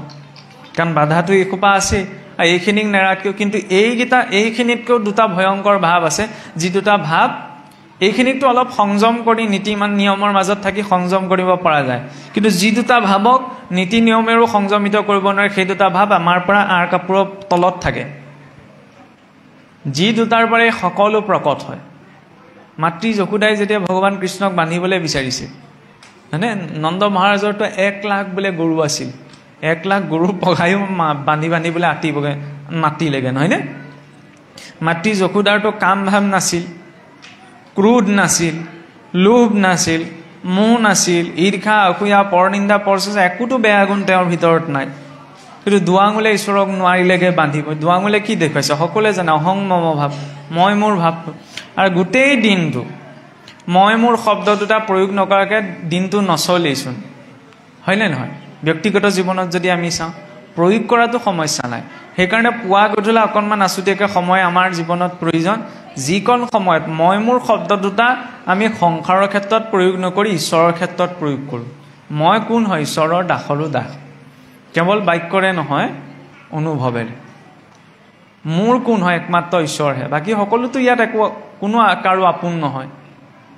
পিন্ধি থকা অলংকাৰকেইটা ঘৰৰ মানুহকেইটাও খুলি থ'ব। যিটো শৰীৰ মাটিৰ পৰাও সৃষ্টি হৈছে সেইটো মাটিতে এৰি থৈ যাব লাগিব। খেতিটো হৈছে খেতিৰ পৰা ধান, ধানৰ পৰা চাউল, চাউলৰ পৰা খোৱাৰ লগে লগে তাৰ পৰা অন্ন, অন্নৰ পৰা ৰস, ৰসৰ পৰা ৰক্ত, ৰক্তৰ পৰা মাংস, মাংসৰ পৰা মেদ, মেদৰ পৰা অস্থি, অস্থিৰ পাছত মজ্জা, মজ্জাৰ পাছত পুৰুষৰ শৰীৰত বীৰ্য, স্ত্ৰী শৰীৰত স্থিৰজ। পুৰুষৰ বীৰ্য আৰু স্থিৰজ যেতিয়া একেলগ হয় তেতিয়া গৰ্ভোৎপত্তি হয়। নহয় জানো? গৰ্ভ হৈ 9 মাহ 10 দিনত তাৰ শৰীৰটো বিকাশ পালে, তাৰপিছত জন্ম হ'ল, শিশুকাল, যুৱককাল, প্ৰাপ্তবয়স্ক, শেষত বৃদ্ধ বয়সৰ নিৰ্দিষ্ট বয়সত আমি সকলোৱে এদিন শৰীৰটো এৰিব লাগিব, নহয় জানো? শৰীৰটো এৰি পেলাই শৰীৰটো কলৈ যাব? যিডৰা পথাৰত খেতিটো কৰিছিলোঁ সেইডৰালৈকে যাব, লগত পৰমাণু এটাও নাযায়। জীৱন শৰীৰটোৰ যাত্ৰা মাটিৰ পৰা মাটিলৈ, লগত কি যাব? সংস্কাৰখিনি। সংস্কাৰখিনি ক'ৰ পৰা আহিব? কি খাইছোঁ তাৰ পৰা, কি কৈছোঁ তাৰ পৰা, আৰু জীৱনত কি আচৰণ কৰিছোঁ। সেইকাৰণে তিনিওটাৰ মাধ্যমৰ বাবে শৰীৰটোৱে কি ক'লে? ঈশ্বৰ অনুকূল কৰ্ম, ভাল কথা কোৱা। আগতে অসুৰো ইমান বেয়া মান মতা নাছিল যিমান আজিকালি মানুহে মাতে, হয়নে নহয়? যদি মই মুখখনেৰে 10টা বেয়া মান মাতিছোঁ তেতিয়া আৰু ৰাম নাম লৈ লাভ নাই। কুকুৰক দিয়া থালখনক আৰু ধুই পখালি মানুহক দিব পৰা নাযায়, নহয়নে? আপত্তি কোনখিনিত আছে? কাৰণ যেনেধৰণৰ বাক্য উচ্চাৰণৰ লগতে তাত এটা শব্দ তৰংগ জড়িত হৈ থাকে। সেই শব্দ তৰংগতে মনুষ্য শৰীৰটোত প্ৰভাৱ পেলায়, মানসিক পৰিৱৰ্তন ঘটে, নহয়নে? সেইকাৰণে যিমান পাৰি সিমান ভাল শব্দ, শুদ্ধ সাত্বিক শব্দ, যিমানে বিশৃংখলিত শব্দ উচ্চাৰণ কৰা যায়, সি লাগিলে যেনেকুৱা যিয়েই নহওক, তাৰ জৰিয়তে নিজৰ মানস পটত বেয়া কিছুমান ৰসায়ন নিৰ্গত হোৱাৰো প্ৰমাণ বৈজ্ঞানিকভাৱে সিদ্ধ আছে বা বৈজ্ঞানিকভাৱে প্ৰমাণিত। যিমানে বিশৃংখলিত শব্দ উচ্চাৰণ কৰিব যায়, তাৰ পৰা আঘাত কৰা শব্দ তৰংগই শৰীৰত কিছুমান বেয়া কেমিকেল ৰিলিজ কৰাটো সহায় কৰে। আমাক ভালটোহে লাগে, সেইকাৰণে ভাল বাক্য, নহয়নে? ভাল খাদ্য, মাছ মাংস খোৱা কথালৈ নাযাওঁ, ৰাইজে বেয়া পায় এইবিলাক কথা ক'লে। ইয়াত প্ৰথমতে মানিলে, পিছত ছ'চিয়েল মিডিয়াত জাৰি থাকে। কিন্তু মূল কথাটো হ'ল কি? ঈশ্বৰে আমাক এই শৰীৰটো দিছে, ফুটা নামেতো নৈখন পাৰ হ'ব নোৱাৰি, নহয় জানো? গতিকে ভাল খাদ্য খাই শৰীৰটোত ভাল ইন্ধন ভৰাব লাগে। সতেজ ইন্ধন ভৰালেহে গাড়ীখন ভালকৈ চলিব, মৰা ইন্ধন ভৰালে নচলে নহয়। আজি 500 বছৰ হৈ গ'ল মহাপুৰুষে ধৰ্ম দি থৈ যোৱা, কিন্তু আমি আনুষ্ঠানিক ৰূপত ঢেৰ চৰ্চা কৰিছোঁ, কিন্তু না আমাৰ অন্ন শুদ্ধ হ'ল, না আমাৰ বাক্য শুদ্ধ হ'ল, না আমাৰ আচৰণ শুদ্ধ হ'ল। আচৰণ যদি শুদ্ধ হ'লহেঁতেন তেতিয়াহ'লে আমি ভাগ নহ'লোহেঁতেন, নহয়নে? বাক্য যদি শুদ্ধ হ'লহেঁতেন তেতিয়া অসুৰেও নমতা বেয়া মাতকেইটা আমি নামাতিলোহেঁতেন। আৰু তৃতীয়তে অন্ন যদি শুদ্ধ হ'লহেঁতেন তেতিয়াহ'লে সৌ সিদিনালৈকে মানুহে প্ৰত্যক্ষ ৰূপত যিটো শব্দ উচ্চাৰণ কৰিবলৈ বেয়া পায়, আজিকালি সেইটো তিনিআলি মূৰে মূৰেও ব্যৱস্থা নহ'লহেঁতেন। বুজি লওক আৰু নিজে নিজে উচ্চাৰণ কৰিলে কিছুসকলে বেলেগ কেন্দ্ৰিক কৰি পেলায়, সেইকাৰণে কিছুমান কথা ক'বলৈ বিপদ। যিটো খাই পেলাই সেইটো পশুতুল্য হৈ পৰে। আৰু প্ৰটিন ভিটামিনৰতো প্ৰশ্ন নাই ন, সেইখিনিতো আপোনাৰ ৰাজমাহ চয়াবিন এইবিলাকত বেছিকৈ পোৱা যায়। 100 গ্ৰামত আপোনাৰ 14 গ্ৰাম প্ৰটিনহে থাকে 100 গ্ৰাম মাংসত, তাতকৈ 100 গ্ৰাম আপোনাৰ চয়াবিন ৰাজমাহতো 36 গ্ৰামলৈকে পোৱা যায়। অনৰ্থৰ মূল্যই জিভাখন সংযম কৰাটো বৰ টান। আৰু বৰ বেছি নীতি নিয়ম গ্ৰহণ কৰিলোঁ বোলে মই নীতি নিয়ম গ্ৰহণ কৰিলোঁ সেইকাৰণে এৰি দিলোঁ, সেইটোও কিন্তু লাভ নাই। পিছত আকৌ গোন্ধটো পালে একেটা দিশলৈ যাবই, নহয়নে? খাবলৈ এদিন মন যাবই। সেইকাৰণে বাস্তৱিকতাটো দেখি পেলাইহে ত্যাগ। অন্ধ মানুহজনৰ সহায় কৰিবলৈ যিখিনি সময়ত তেওঁৰ পুত্ৰ ভাৰ্যা কোনো উপস্থিত নাথাকে, কিন্তু তেওঁক সহায় কৰিবলৈ খোজকাঢ়ি যোৱা পথটো দেখুৱালে হাতত সদায় লাখুটিডাল থাকে অন্ধ মানুহজন, নহয়নে? কিন্তু সেই অন্ধ মানুহজনে যেতিয়া প্ৰথম দেখিবলৈ আৰম্ভ কৰিব, পৃথিৱীখন দেখিব, তেতিয়া প্ৰথম কাক এৰিব বাৰু? সেই লাখুটিডালক এৰিব। তেওঁক বুজোৱাৰ প্ৰয়োজন নাই যে তুমি চকুৰে আজিৰ পৰা দেখিলা, লাখুটিডালক এৰি দিয়া। যিডাল লাখুটিয়ে আজি অতদিনে তেওঁক পথ দেখুৱালে, প্ৰথমেই লাখুটিডালক এৰিব। কিয় এৰিলে বাৰু? কাৰণ তেওঁ বাস্তৱিকতাটো দেখিলে। গতিকে বাস্তৱিকতাটো সন্মুখত অনুভৱ হৈ যেতিয়া কিবা এটা ত্যাগ হয়, সেইটো স্থায়ী হয়। কিন্তু মই আপোনাক দেখুৱাবলৈ যদি কিবা এটা ত্যাগ কৰোঁ, তেতিয়াহ'লে লাভ নাই, আকৌ গৈ থৈ একেটা দিশলৈকে যাব, নহয়নে? গাহৰিটো আৰু ভাল বস্তু খাবলৈ সি খুচৰি খুচৰি আকৌ গাঁতটোলৈকে যাব। সেইকাৰণে অন্তৰৰ পৰা ত্যাগ হ'ব লাগে। কাৰণ শৰীৰটো পাইছোঁ, থকাকেইটা দিন ভালদৰে জীয়াই থাকিবলৈ ন, সেইটোতো মানুহে বিচাৰে। আনটো একো নিবিচাৰে নিজৰ জীৱনত। কাম, ক্ৰোধ, লোভ, মোহ, কামৰ প্ৰয়োজনীয়তা কোনখিনিত আছে? শাস্ত্ৰৰ কথাবিলাক ইমান সুন্দৰ চাওকচোন। কাৰণ কাম ভাৱৰ পৰাইতো জীৱৰ শৰীৰ এটা সৃষ্টি হয়, নহয় জানো? সেইকাৰণে শাস্ত্ৰত কোৱা আছে যে যদি প্ৰজা উৎপত্তি মানে কি? সন্তান, নহয় জানো? পুত্ৰ উপাৰ্জন। গৃহস্থীজনে বিবাহ পাশত কিয় আবদ্ধ হয়? পুত্ৰ উপাৰ্জন। পুত্ৰ মানে ল'ৰাৰ কথাই কোৱা হোৱা নাই, যিদৰে পুৰুষ শব্দে জীৱক বুজাইছে, পুৰুষ মানে মতা মানুহৰ কথা কোৱা নাই। ঠিক তেনেদৰে পুত্ৰ শব্দে কেৱল ল'ৰাৰ কথাই কোৱা হোৱা নাই, তাত কন্যা সন্তান, ল'ৰা সন্তান উভয়ৰ কথা কোৱা হৈছে।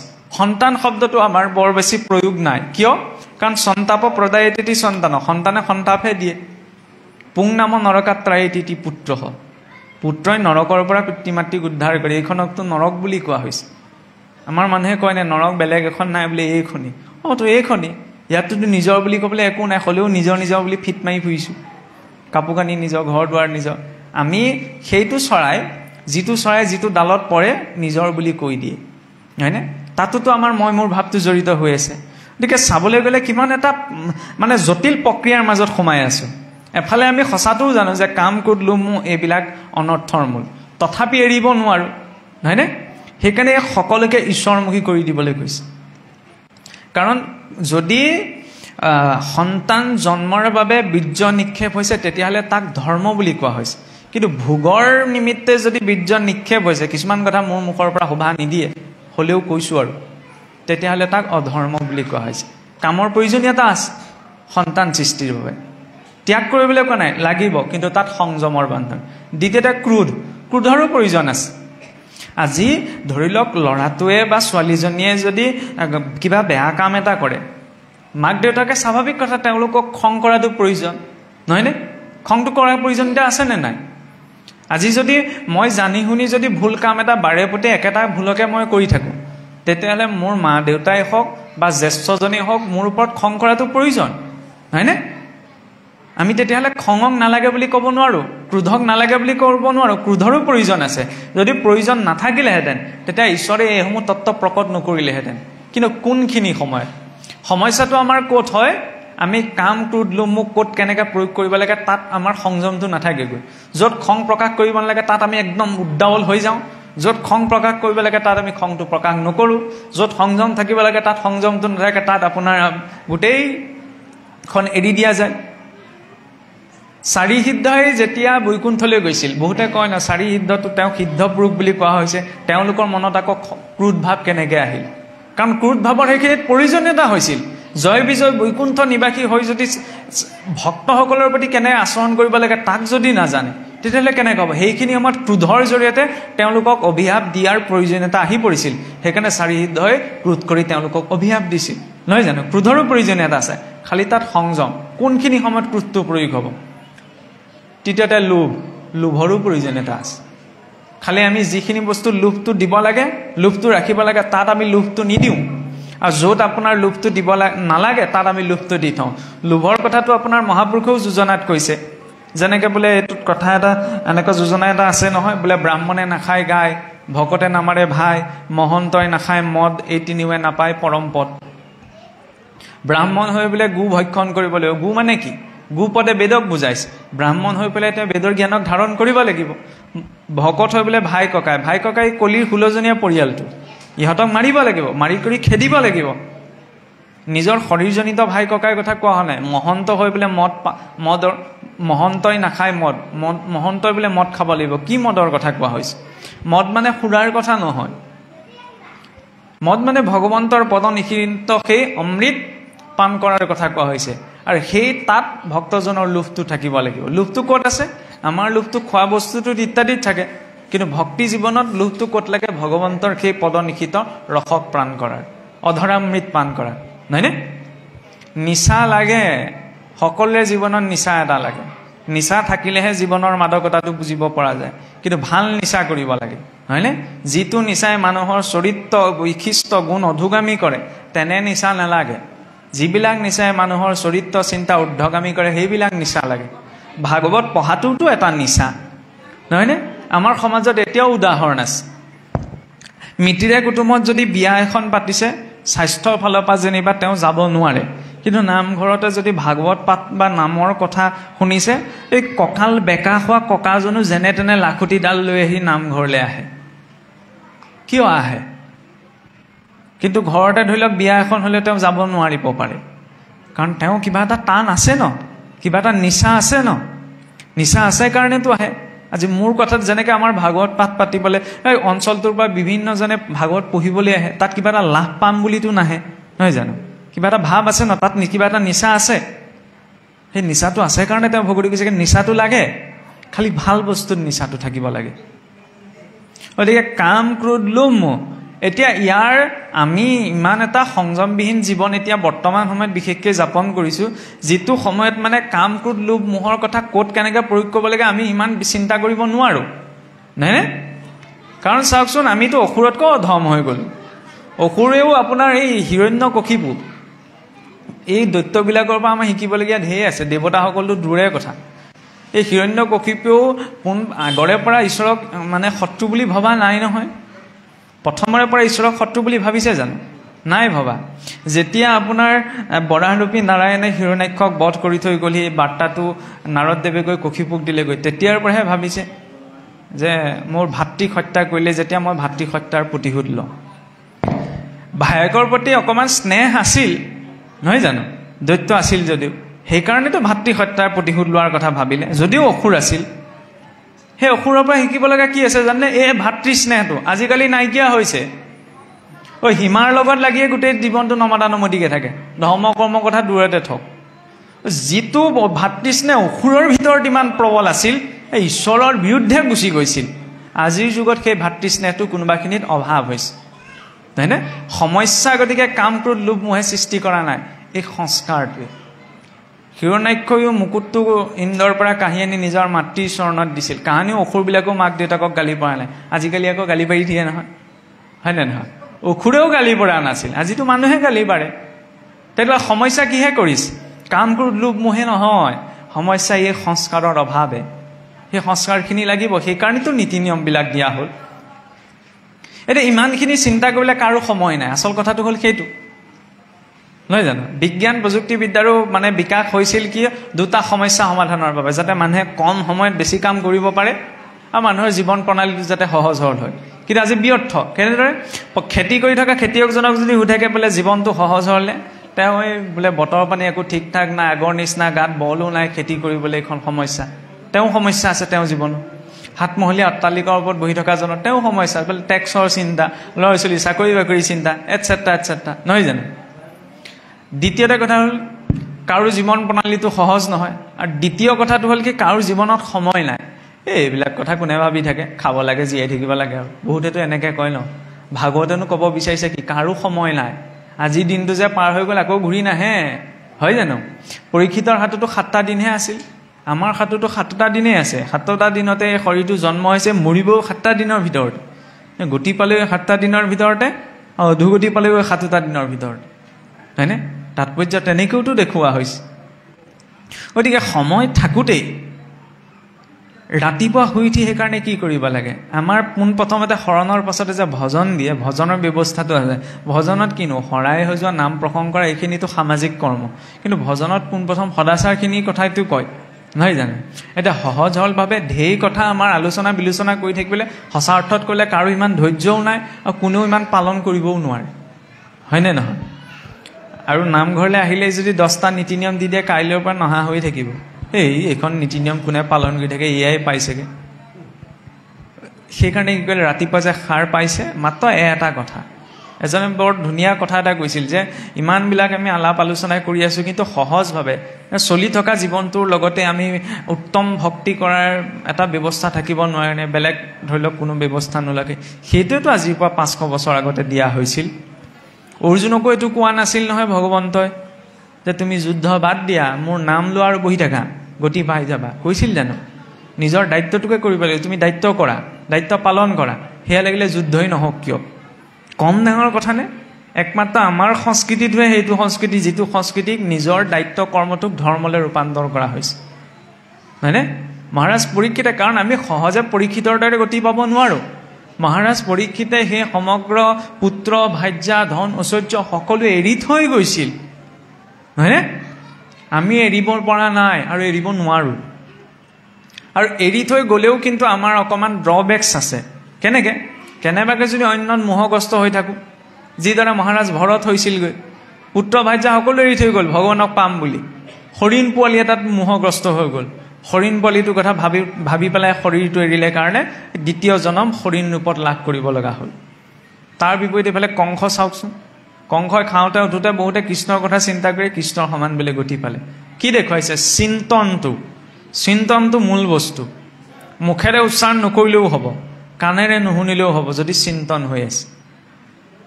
আৰু ভিতৰত কেনেকুৱা ধৰণৰ চিন্তন চলি আছে তাৰ প্ৰমাণ কোনখিনিত ওলায়? ঘৰত যেতিয়া অকলে থাকোঁতে মনলৈ কেনেকুৱা ধৰণৰ চিন্তা আহে, সেইটোলৈ চালেই হ'ল। আৰু সেই চিন্তাটোৱে প্ৰকৃততে বাস্তৱিকতাটো জল পটকৈ সন্মুখত দেখুৱাই দিয়ে ভিতৰত কি আছে। যদি অকণমান অকলে বহুতে অকণমান ধৰি লওক বেয়া চিন্তা আহিছে, তেতিয়াহ'লে জানক ভিতৰত আৰু মেৰামতি কৰাৰ প্ৰয়োজনীয়তা আছে, লাগিলে মোৰ যিমানেই শাস্ত্ৰ জ্ঞান নাথাকক। কিন্তু যদি ভাল চিন্তা আহিছে যে বোলে ঠিকতে গৈ আছে, ঠিকনা নজনাকেও যদি সঠিক গাড়ীখনত উঠা যায় তেতিয়াহ'লে সঠিক জেগাতেই নামিবগৈ।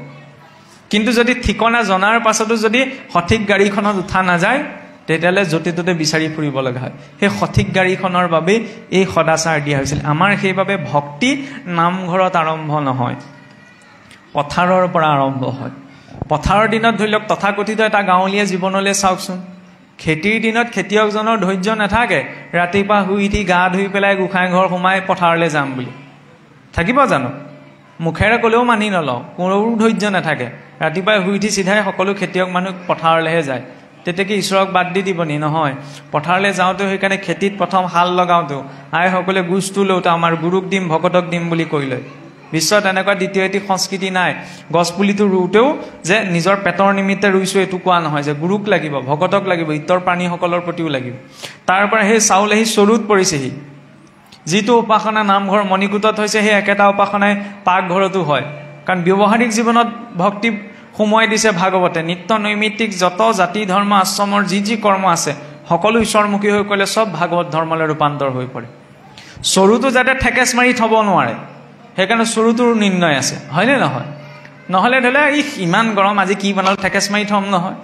কিন্তু যেতিয়া ধৰ্ম সেই চৰুটোক ধৰ্মৰ চৰু বুলি ভবা যাব তেতিয়াহ'লে সন্মানে থ'ব, নহয় জানো? চাকি গছাটোৰতো আমাৰ নিৰ্ণয় আছে, চাকি গছৰ নিৰ্ণয় আছে। নহ'লে আৰু চাকিত মিঠাতেল দিলোঁ, হলি তেল দিলোঁ, কৃষ্ণ বীজ জ্বলালোঁ, হৈ গ'ল, নহয়নে? পিছত নুমাই যোৱাৰ পিছত চাকি গছ জ্বলিয়াই দিবলৈ আছোঁ। কিন্তু যেতিয়া নিৰ্ণয় সহকাৰে চাকি গছ জ্বলোৱা যাব তেতিয়া মই গছাটো পৰি গ'লেও কৃষ্ণ বুলি ক'ম। চাকি গছো মই জ্বলি শেষ হোৱাৰ পিছত বেলেগলৈ দলিয়াই নিদিওঁ, নহয়নে? আজিকালি অভাৱ ক'ত হৈছে এতিয়া চাবচোন। মহাপুৰুষে সেইকাৰণে চব বস্তুতে নিৰ্ণয়যুক্ত কৰিলে। খোলটো মই বজাবলৈ জানো, বজাবলৈ জানিলেই নহ'ব নহয়। খোলটোৰ জৰিডালৰ নিৰ্ণয় আছে, তালিৰ নিৰ্ণয় আছে, নহয় জানো? সেই নিৰ্ণয়টো জানি পেলাই যেতিয়া খোলটো বজাব তেতিয়াহ'লে কি হ'ব? খোলটোৰ প্ৰতি সন্মান এটা থাকিব, নহয়নে? খোলটো য'তে ত'তে তেওঁ নথয়। আৰু সেই খোলটো বজাওঁতে গেলা পানী এসোপা খাই নলয়, বুজি পাইছেই নহয়? আজিকালি তেনেকুৱা উদাহৰণো দেখা দি গৈছে।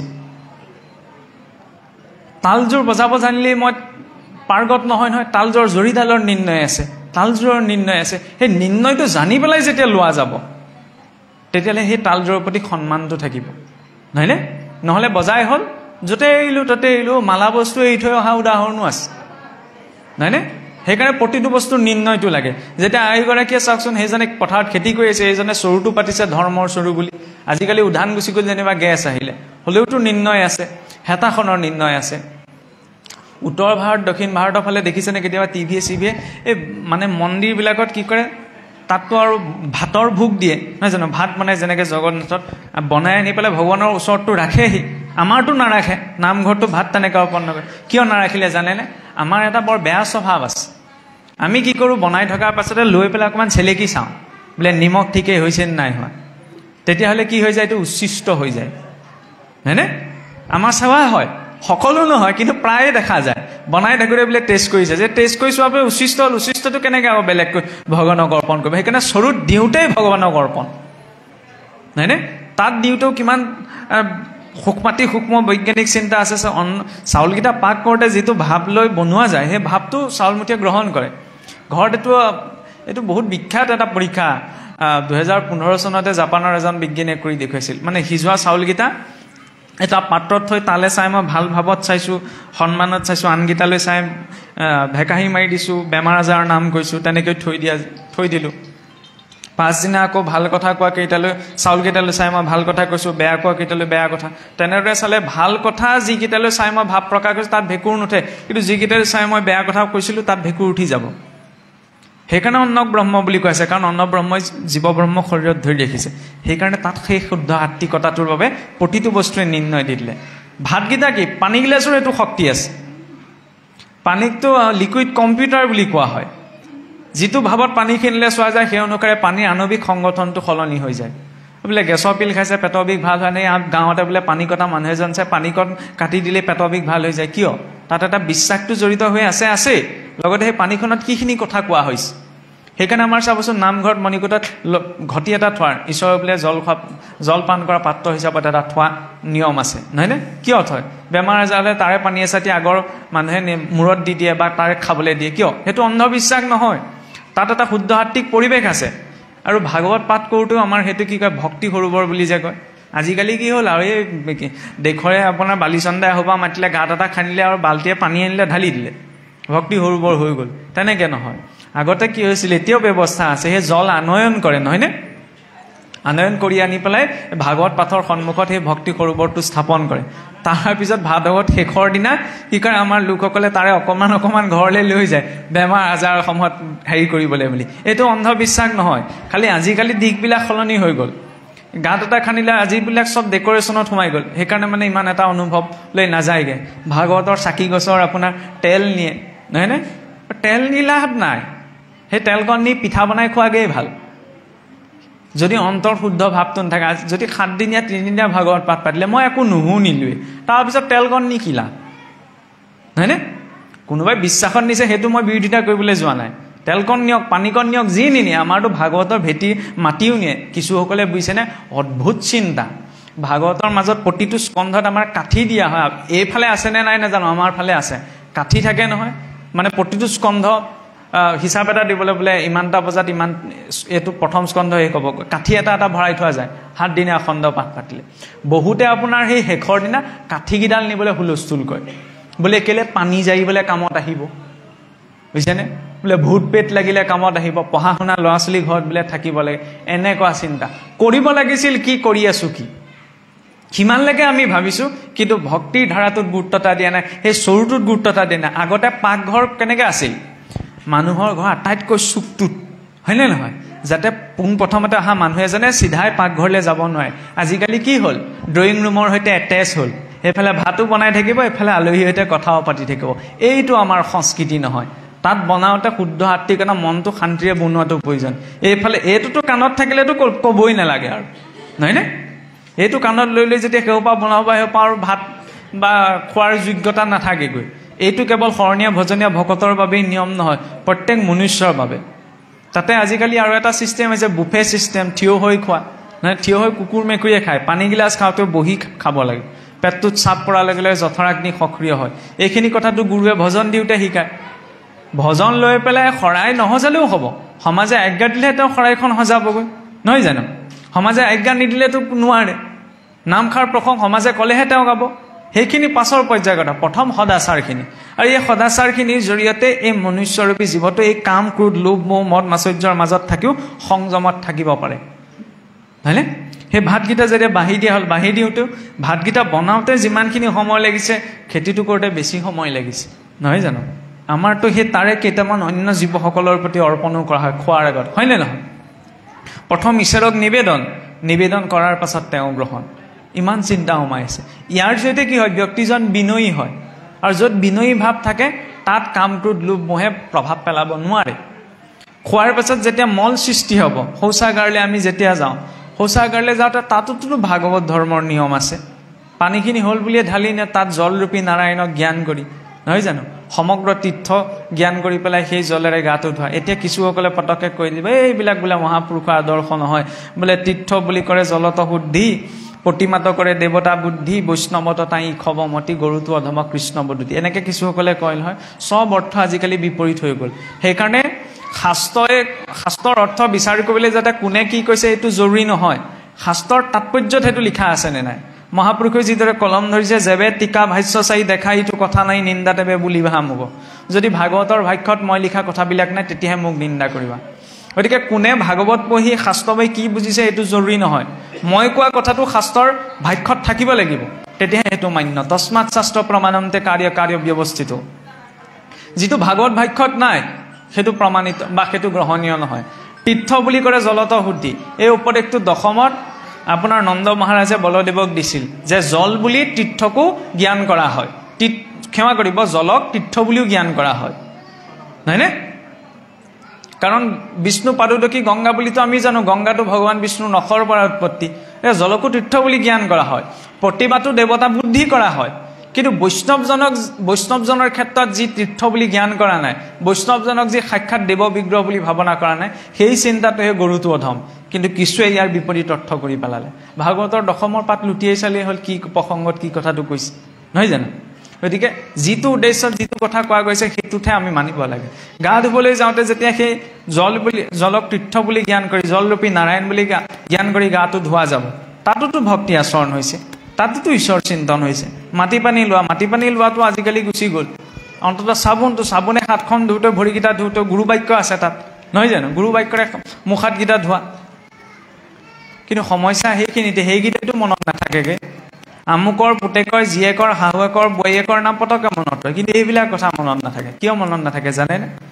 কাৰণ আমুকৰ পুতেকৰ, জীয়েকৰ, শাহুৱেকৰ, বোৱাৰীয়েকৰ কথা এইবিলাক ৰজুগুণ প্ৰধান। শৰীৰটোত ৰজুগুণ বৃদ্ধি হৈ আছে, সেইবিলাক কথা সহজে মনত ৰয়। কিন্তু এইবিলাক সত্ত্বগুণ প্ৰধান, সেইকাৰণে সহজে মনত নৰয়, সহজে পালন কৰিবও নোৱাৰে।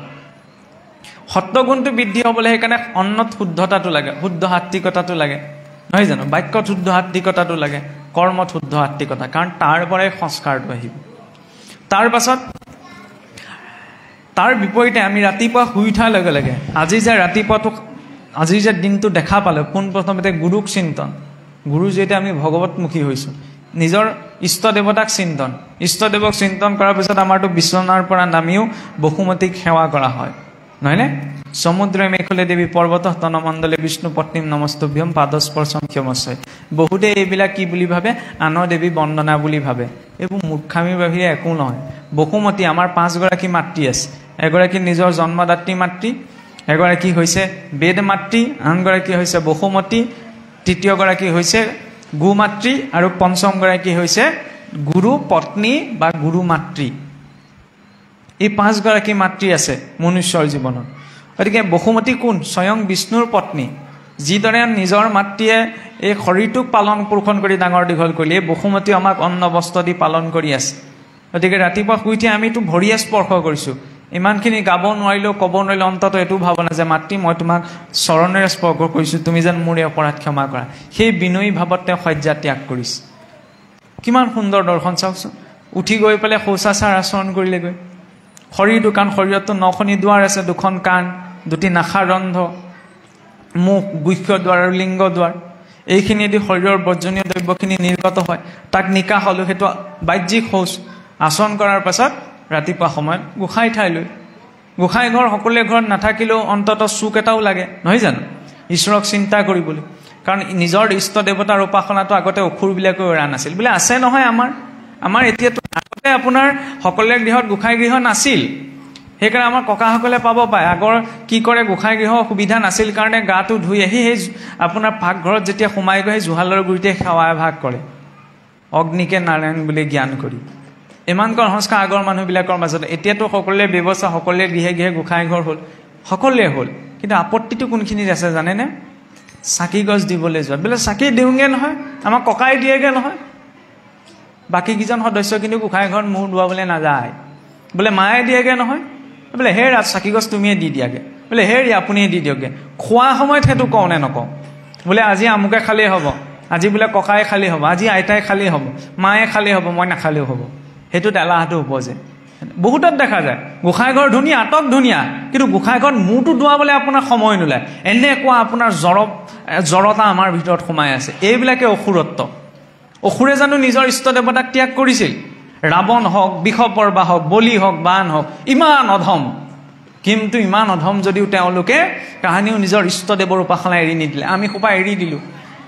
অইন নালাগে চাওকচোন, সন্ধ্যা লাগিল মাত্ৰ গৃহৰ পৰা অন্ততঃ ঘোষা এজনা শুনিব লাগিছিল, ওলাব লাগিছিল। ওলাই নে নোলায়? আজিকালি নোলাই নহয়। সন্ধ্যা লাগিল মাত্ৰ নামঘৰত দবাকোব পৰিছে, নামঘৰত বোলে প্ৰতি ঘৰ গৃহতে অন্ততঃ ঈশ্বৰৰ স্তুতি বাক্য এটা, কীৰ্তন এটা, ঘোষা এফাকি শুনা গৈছে। পৰিৱেশটো কেনেকুৱা হ'ব? সমস্যাটো ক'ত হৈছে জানেনে? সমস্যাটো হৈছে এইটো, আমি বহুত ডাঙৰ ডাঙৰ অনুষ্ঠান কৰিছোঁ, বহুত ডাঙৰ ডাঙৰ সংকল্প কৰিছোঁ। আমি চিঞৰি থাকোঁ বিশ্ব দৰবাৰত মহাপুৰুষক স্থাপন কৰিব লাগিব ইত্যাদি ইত্যাদি। লাভ নাই। এইবিলাক আপোনাৰ আমাৰ এই যে কয় হাবিত বোলে কাহে ওলাই নাহে, এই তেনেকুৱা লক্ষণ। ঘৰৰ ভিতৰত চিঞৰি লাভ নাই যদি আচৰণত সেইটো নিয়া নাই। মোৰ ঘৰখনত মই ইয়াত আহি আপোনালোকৰ আগত ঈশ্বৰ চিন্তনৰ কথা কৈ লাভ নাই যদি মোৰ ঘৰখনত ঈশ্বৰ চিন্তন নাই হোৱা। সেইকণ সময় আছুতীয়াকৈ উলিয়াব লাগিব ন, পুৱা গধূলা। যিজন ঈশ্বৰে ইমান এটা সুন্দৰ শৰীৰ দিছে, ইমান এখন সুন্দৰ সৃষ্টি দিছে, তেওঁক চিন্তা কৰিবলৈতো অকণমান সময় লাগে, লাগে নে নালাগে? নিশ্চয় লাগে।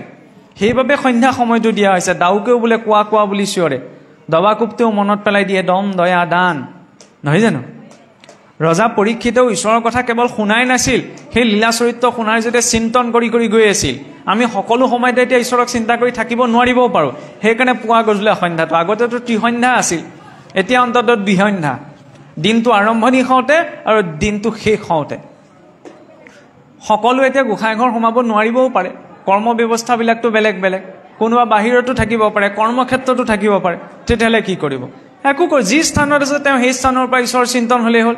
মুছলিমসকলক শিকিবলগীয়া আছে, বেয়া নাপাব কোৱাৰ কাৰণে।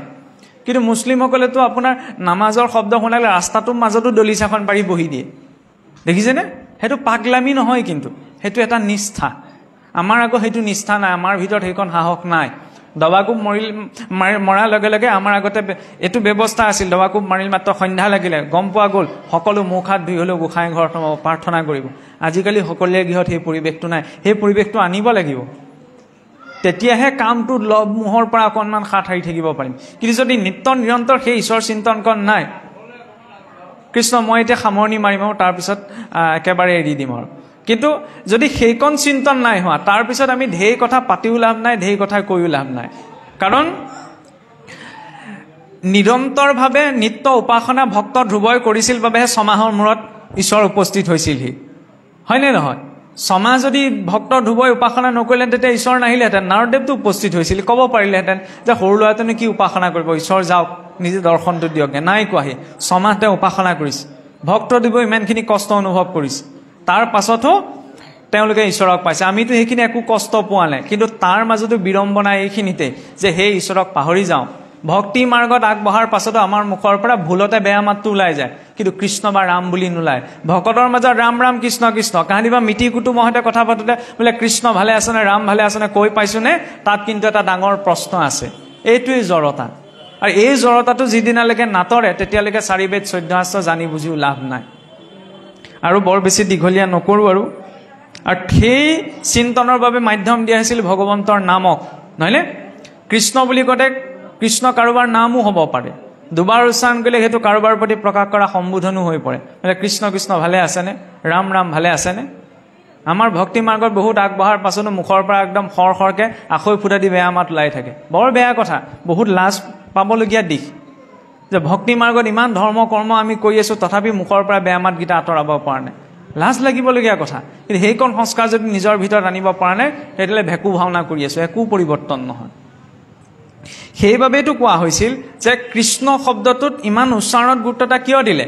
কৃষ্ণ বুলি কওঁতে কাৰোবাৰ নাম হ'ব পাৰে, কৃষ্ণ শইকীয়া, কৃষ্ণ শৰ্মা ইত্যাদি। দুবাৰ উচ্চাৰণ কৰিলেতো সম্ভাষণ হৈ যায়, বোলে কৃষ্ণ কৃষ্ণ ভালে আছেনে, ৰাম ৰাম ভালে আছেনে। সেইকণহে আচৰণলৈ নিব লাগে। মিতিৰ কুটুম পুত্ৰ ভাইজা বন্ধুবৰ্গ লগ পাওঁতে আমি ক'ব নোৱাৰোঁনে বোলে কৃষ্ণ পালিহিনে, বোলে কৃষ্ণ পালেহেনে? এইটো নিৰ্দিষ্ট এটা সম্প্ৰদায় উচ্চাৰণ কৰা শব্দ নহয়। প্ৰতিটো সম্বন্ধৰ আগমুহূৰ্তত যেতিয়া ঈশ্বৰৰ নাম উচ্চাৰণ হ'ব, তেতিয়া সেই সম্পৰ্কটোৱে আধ্যাত্মিক হৈ যাব। সেইকণ লাগে। 3 বাৰ উচ্চাৰণ কৰিলে সেইটোতো কাৰোবাৰ প্ৰতি প্ৰকাশ কৰা সমবেদনাও হৈ পৰে। যেনেকৈ আমি কওঁ বোলে ৰাম ৰাম ৰাম, বৰ বেয়া কথা হ'লি, ৰাম ৰাম ৰাম এইটো হ'ব নালাগিছিল। নাম কিন্তু একেটাই আছে, আৰু সেই একেটা নামকে যদি বাৰে বাৰে উচ্চাৰণ কৰা যায়, সেইটোৱে হৈ পৰে নামৰ কীৰ্তন।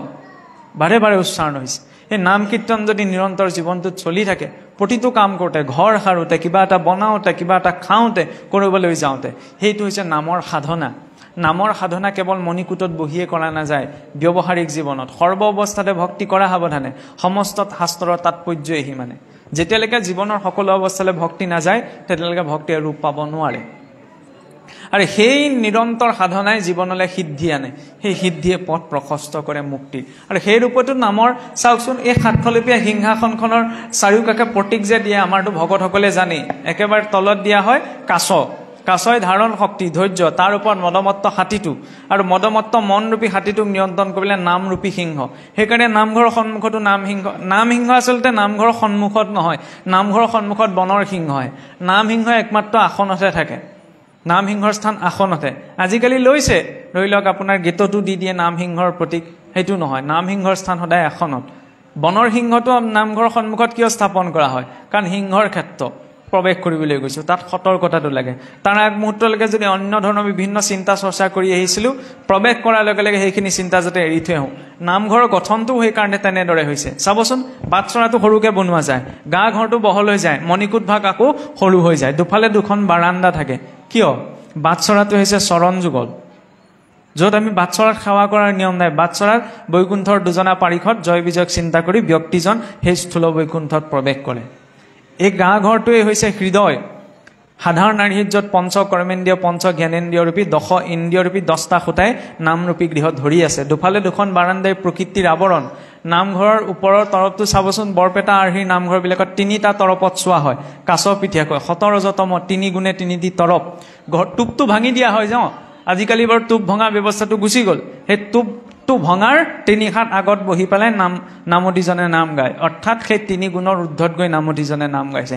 ইমান সূক্ষ্ম দৰ্শন মহাপুৰুষে দিছিল। মণিকূট ভাগ অকণমান পৃথককৈ, এই শিৰ অংশ।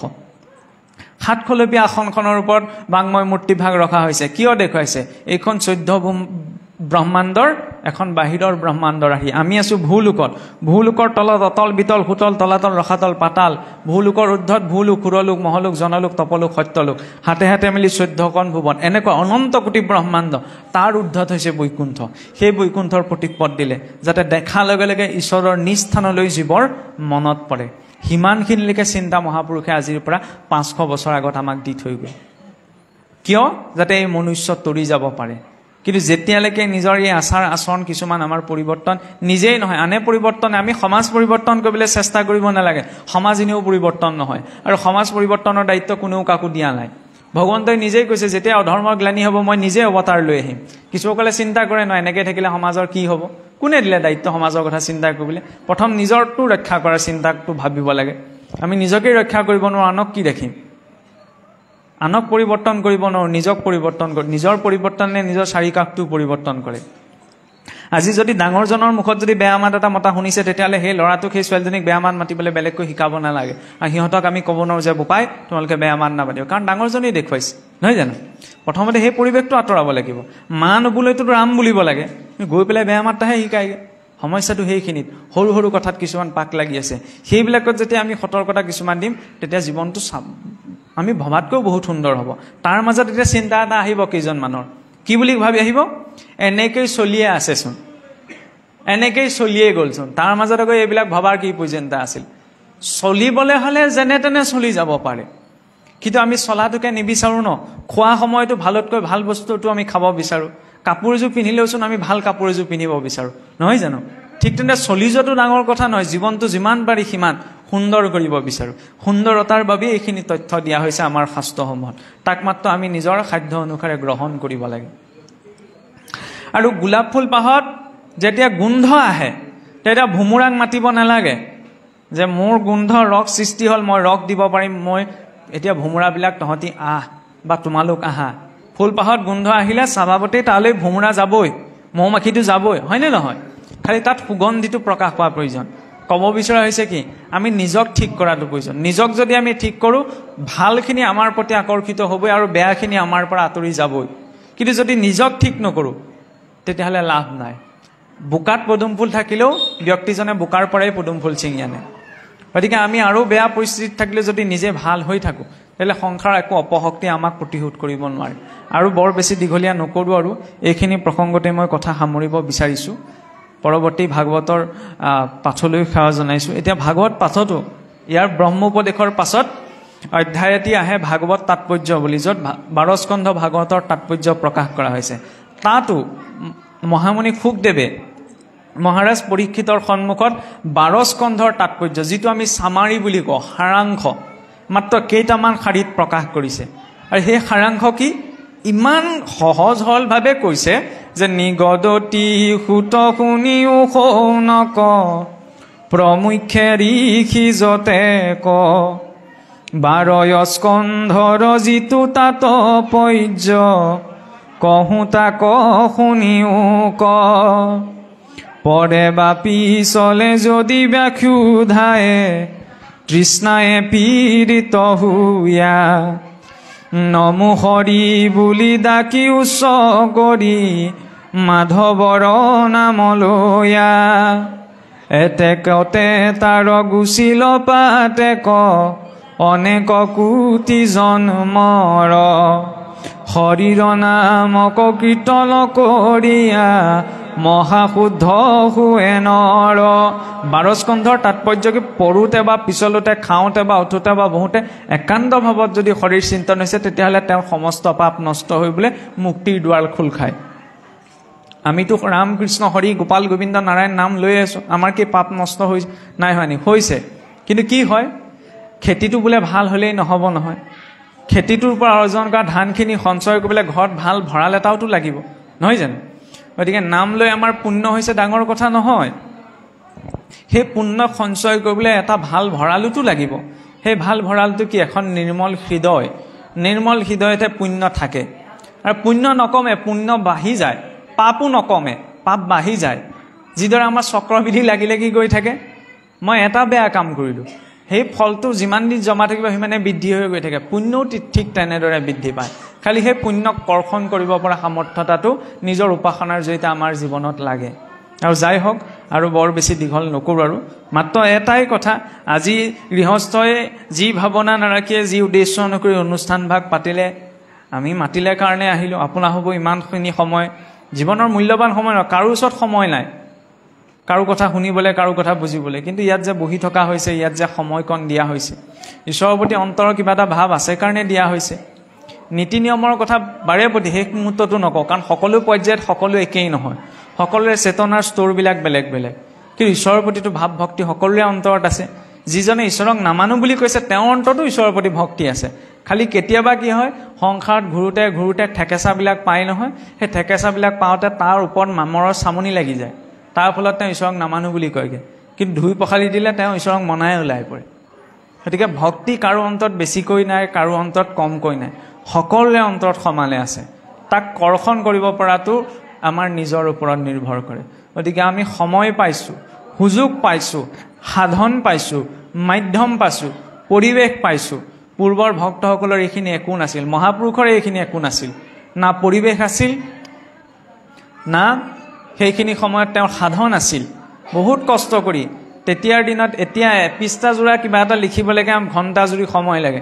তেতিয়াৰ দিনত ভোজপত্ৰ, সাঁচিপাত, তাম্ৰপত্ৰত এজন ব্যক্তিয়ে গোটেই জীৱন উচৰ্গা কৰি পেলাই এইখিনি তথ্য যে ইমান ডাঙৰ ডাঙৰ শাস্ত্ৰসমূহ আমাক দি থৈ গ'ল, কিয়? একমাত্ৰ মনুষ্য তৰি যোৱাৰ বাবে। তাক ভাগৱতটো বহুত পাছত পঢ়িবগৈ লাগে মোৰ ধাৰণাৰে। পোনপ্ৰথমতে অন্ততঃ ভক্তি প্ৰদীপ, ভক্তি ৰত্নাৱলী, ভক্তি ৰত্নাকৰ, নামঘোষা, কীৰ্তন, এইবিলাক কেৱল নাম গাবলৈ, পাঠ পঢ়িবলৈকে ব্যৱহাৰ কৰা শাস্ত্ৰ নহয়, তাত ব্যৱহাৰিক জীৱনটোৰ কথাখিনি আছে। সেইবিলাক অধ্যয়ন হ'ব লাগে, আলোচনা হ'ব লাগে। সদায় এনেদৰে আলোচনা পাতিব নোৱাৰি। গাঁৱৰ কোনোবা এখন ঘৰত ৰাজনীতি অৰ্থনীতি কথা পতাৰ লগে লগে এইবিলাকো পতাৰ প্ৰয়োজন, যাতে কিছু কথা নিজে জানিবলৈ লাগে আৰু কিছু কথা আনক জনাবলৈ লাগে, যাতে কোনোৱে ভুলটো নকয়। নহ'লে আমাক বহুতে ভুল উপস্থাপন কৰি আছে। ভাওনাবিলাকতেই চাব, বহুতবিলাক ভুল। নাৰদদেৱক টুটকীয়া নাৰদ বুলি কৈ দিয়ে। খন্নামৰ্কৰ চৰিত্ৰটো যেনেকৈ দেখুৱায় তেনেকুৱা ভেঙুচলী মহাপুৰুষৰ সংস্কৃতিত আজিলৈকে হোৱাই নাই। তাকে চাই আমি ধুনীয়াকৈ প্ৰমোদ পাওঁ। এইবিলাকে অপযশ। মাত্ৰ সৰু কথা দুটা কৈছোঁ আৰু, হয়নে? গতিকে সেইখিনি সময়ত ব্যক্তিজন নিজে বক্তাজনতকৈ শ্ৰোতাজন বেছি অভিজ্ঞ হ'ব লাগে, নহয়নে?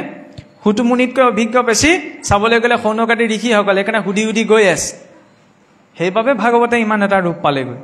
গতিকে আমি নিজৰ স্থিতিটোত যেতিয়া নিজে সতৰ্ক হওঁ, তেতিয়া জীৱনত পাবলগীয়াখিনি সকলোৱে ঈশ্বৰে মাৰ্গদৰ্শন কৰায়। আৰু বেছি দীঘলীয়া নকৰোঁ, ইমানখিনিতে মোৰ বক্তব্য ৰাখিব বিচৰা হৈছে। সময়ো হৈছে, পাঠো বাকী আছে। এতিয়া এইখিনি ক'বলৈ যাওঁতে কিবা এটা কৈ থাকিলে ভাগৰটো অনুভৱ নহয়, কিন্তু বহি থকাজনেহে জানে। আৰু পাঠ কৰিম কৰিম বুলি বহি থকা পাতেকীকেইজনেহে জানে যে কেতিয়া এৰিব, কেতিয়া পাঠ কৰিবলৈ পাম। গতিকে তাৰ বাবে আমি আচলতে সময়ৰ প্ৰতি অকণমান বাধ্যকতাত পৰি অকণমান কষ্ট অকণমান দিয়া হ'ল, আৰু তাৰ বাবে আমি আপোনাৰ সবৰ ওচৰত ক্ষমা প্ৰাৰ্থী। এইবিলাক কথা ক'বলৈ যাওঁতে যদি আমাৰ কিবা দুখাৰোপ ৰৈছে, তাৰ বাবে আমি পুনশ্চ আপোনাৰ সবৰ ওচৰত ক্ষমা প্ৰাৰ্থনা কৰা হৈছে। আৰু কথাবিলাকো ঠিক তেনেকুৱা ফটা কাঠা যে চিলাই, ফটা কাঠা চিলোৱাৰ নিচিনা হ'ল। ওৰ পৰা এটুকুৰা, তোৰ পৰা এটুকুৰা। যিজনৰ গাত ল'বলৈ বস্ত্ৰ আছে তেওঁক ফটা কাঠাৰ প্ৰয়োজন নাই। যিজনৰ কাপোৰ কানি নাই তেওঁকহে ফটা কথা ল'ব। গতিকে যাৰ নাই বুলি ভাবিছে তেওঁৰ বাবেহে অকণমান কিবা এটা কোৱা হ'ল। ইয়াত যদি কিবা টেঙা পাইছে তেতিয়াহ'লে এৰিব, মিঠা পালে গ্ৰহণ কৰিব। সেই ভাৱনাৰে ইমানতে আমাৰ বক্তব্য সামৰণি মাৰি সেৱা ধৰা হৈছে। কায়েন বাচা মনসেন্দ্ৰিয়ৈবা বুদ্ধ্যাত্মনায়া প্ৰকৃতে স্বভাৱ